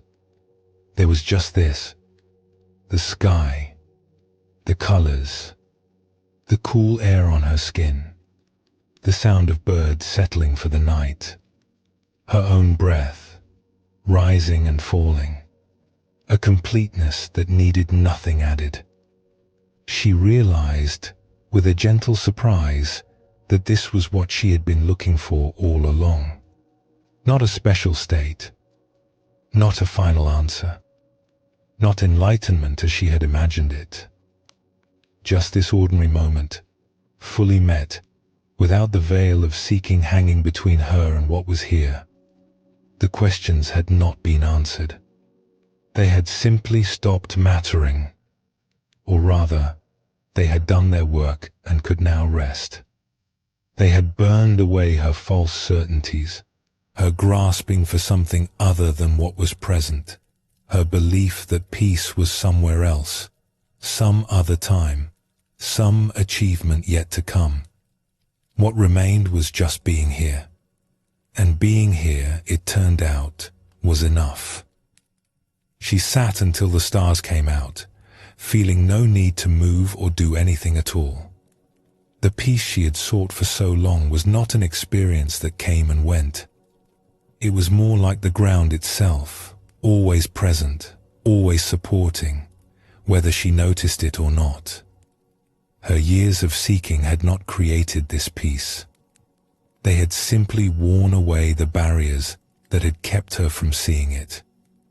An old friend came to visit her the following week. This friend had known Kaya through all her years of searching and had often worried that she would never find peace. "You seem different," the friend observed. "There is a stillness in you that was not there before." Kaya smiled.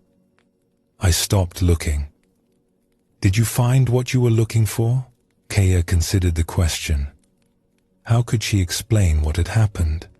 It was not that she had found something that had been hidden. It was more that she had stopped believing something was hidden. She had stopped waiting for a future moment when everything would finally be complete. "I found that what I was looking for was never missing," she said finally. "I was just too busy searching to notice it. All those years, I thought peace was something I had to achieve, some state I had to reach. But peace was here all along, hidden underneath my seeking."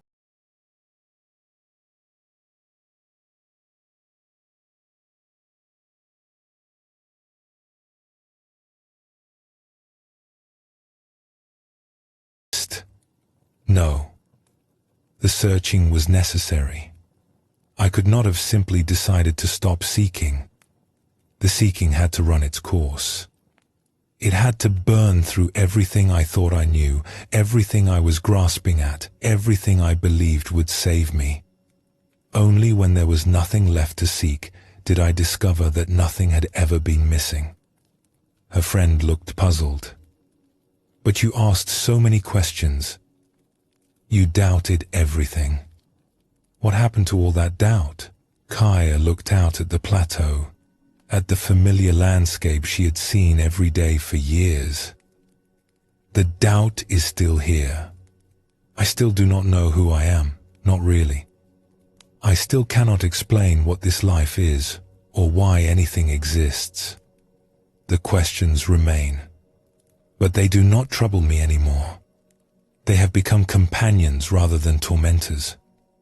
I can rest with them now, without needing them to be answered." She paused, searching for words to express something that was difficult to capture. It is like the difference between a question that demands an answer and a question that simply opens you. For years, my questions demanded answers. They were urgent, driven, restless. Now they just open me. They keep me humble.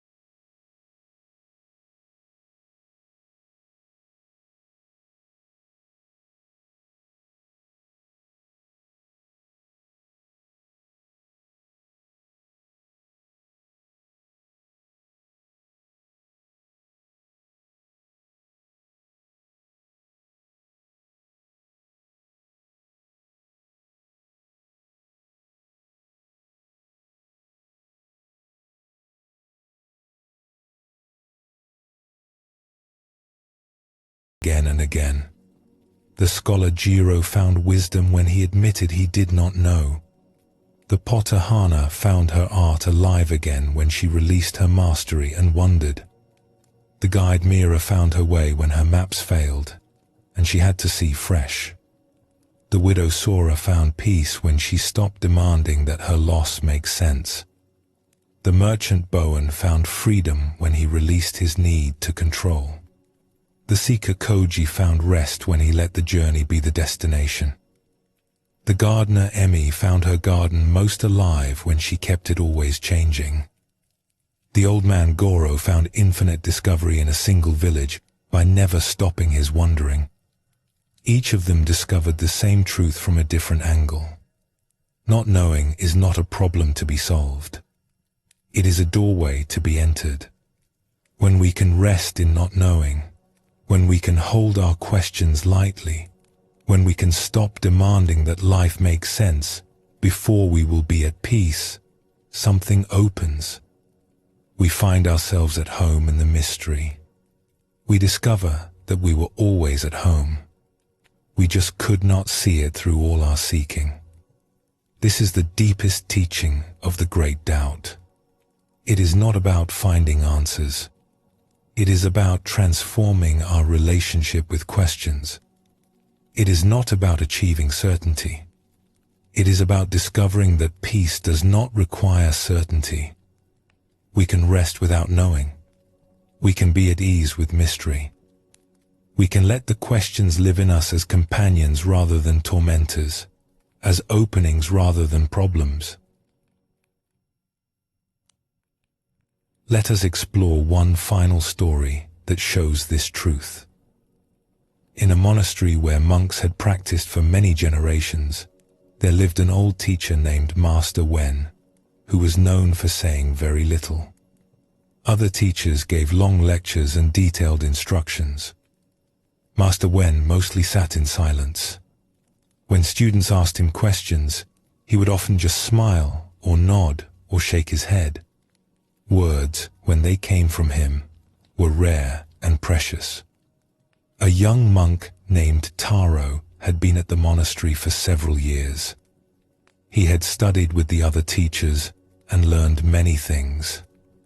He could recite texts and explain doctrines and discuss the finer points of philosophy. But he had never been able to get anything from Master Wen. The old teacher's silence frustrated him.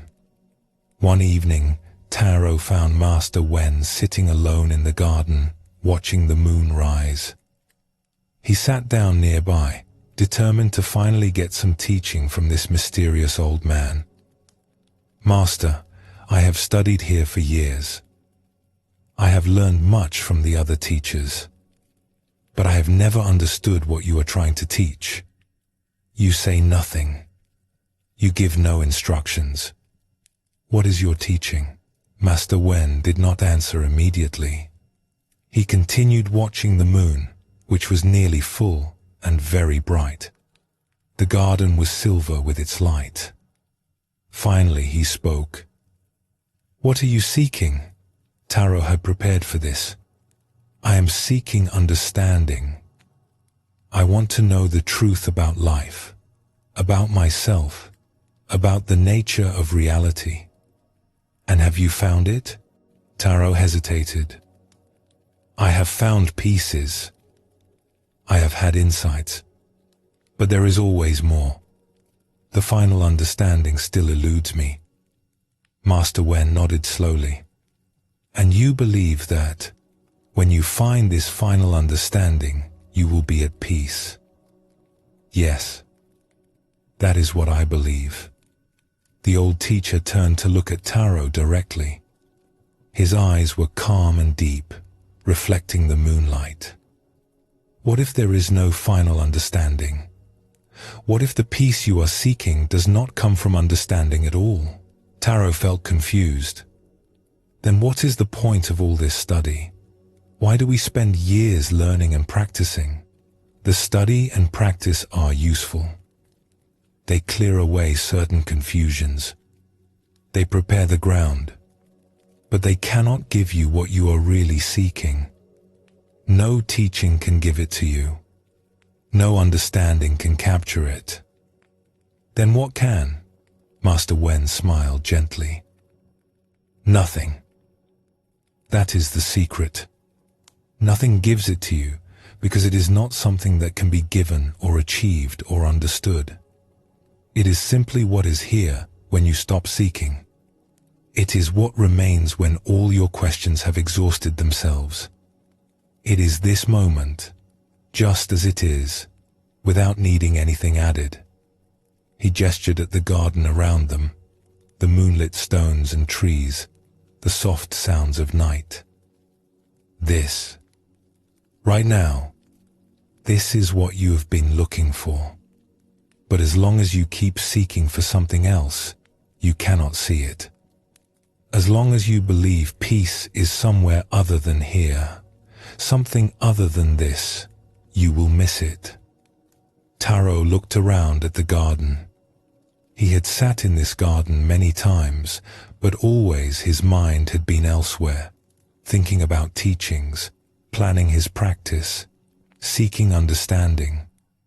Now, for a moment, he let all of that go. He just looked. The garden was beautiful. The moonlight was beautiful. The silence was beautiful. His own presence, sitting here, breathing, being aware, was somehow part of the beauty.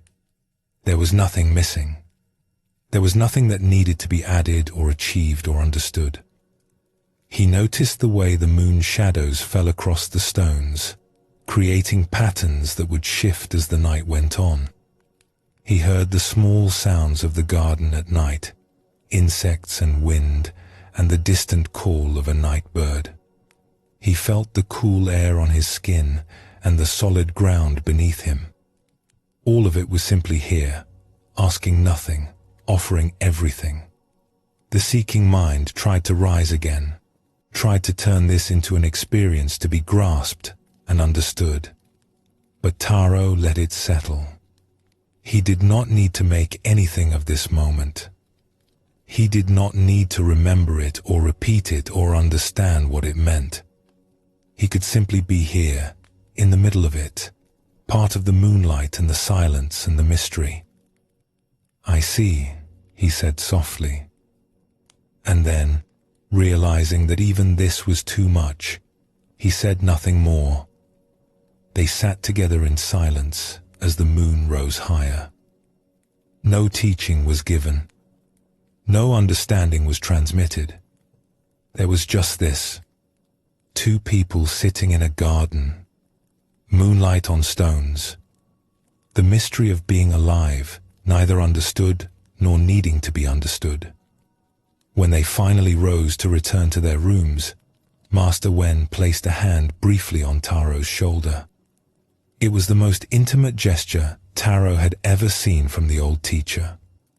No words were spoken, but Taro understood. Something had passed between them that was beyond words. A recognition, a welcoming, an acknowledgement that Taro had glimpsed what all the teaching was pointing toward. In the days that followed, Taro continued his studies. He still learned from the other teachers, still practiced, still asked questions. But something had shifted.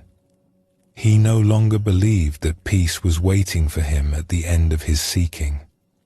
He had tasted it that night in the garden, and he knew now where to find it. Not in answers, not in understanding, not in some future achievement. Simply here, simply now, simply in the willingness to stop seeking, even for a moment, and let what is already present reveal itself. Years later, when Taro himself had become a teacher, students would sometimes ask him about the night with Master Wen. He found it difficult to explain. Words always seemed to miss the point. "He did not teach me anything," Taro would say. "He just helped me stop seeking long enough to see what was already here. The great doubt had burned through everything I thought I knew. And when there was nothing left to seek, I found what I had been looking for all along. Not an answer, not an understanding, just this moment, just being here, just the peace that comes when we finally stop running away from where we already are." Both Kaya and Taro discovered the same simple truth.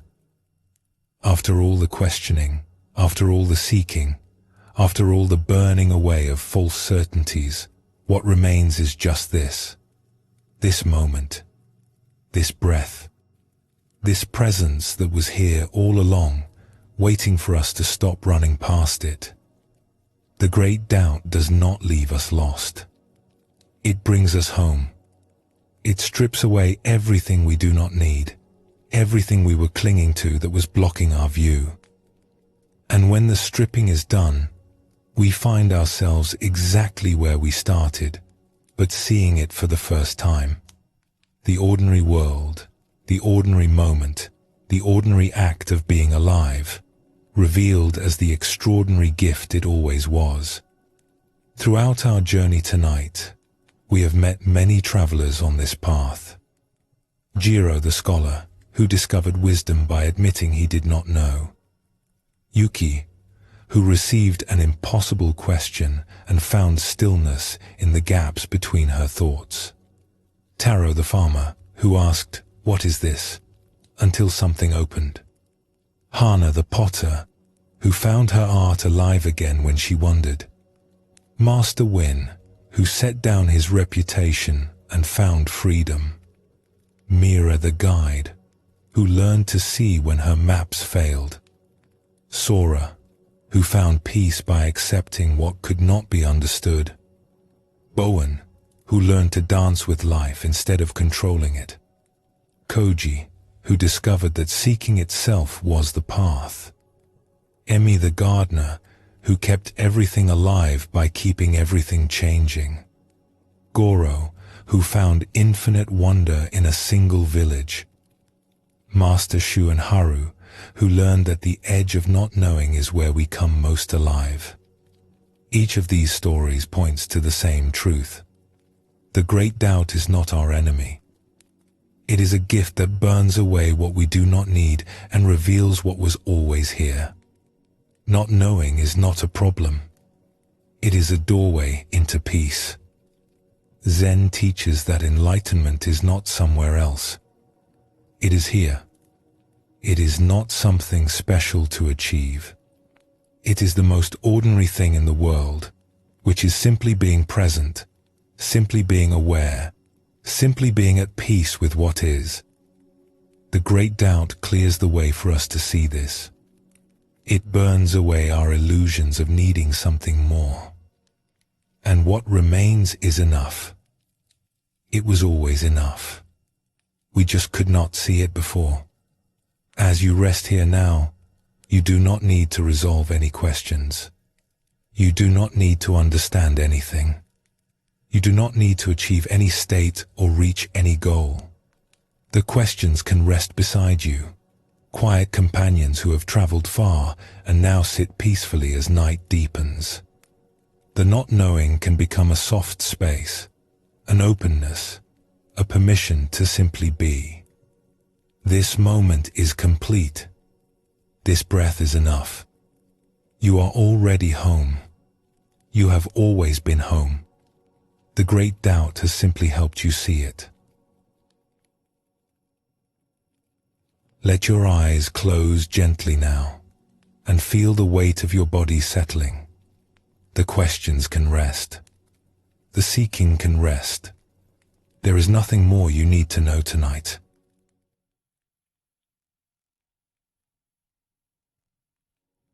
We have traveled far together tonight, through stories and teachings that point toward a simple truth. The great doubt is not something to fear. It is a gift that opens us to what is real. We have seen how certainty can become a cage, and how the courage to not know can set us free. We have discovered that some questions are not meant to be answered but carried with us as companions, keeping us humble and awake. We have witnessed how life itself can shake our foundations and, in doing so, open doors we never knew were there. We have learned that the seeking itself is the path, and that wonder is not something we lose, but something we can recover. And finally, we have come to rest in the simple truth that peace does not require answers. It only requires presence. It only requires being here, fully, without needing this moment to be different than it is. The questions you carry do not need to be resolved tonight. They can rest beside you now, quiet friends who have done their work and ask nothing more. The not knowing that once felt like a burden can become a soft openness, a willingness to let life be mysterious, a doorway into the peace that was always here. You are already home. You have always been home. The great doubt has simply helped you see it. Let yourself rest now. Let the questions settle. Let this moment be enough, because it is, and it always was. Sleep well, and thank you for joining us here at Sleepy Monk.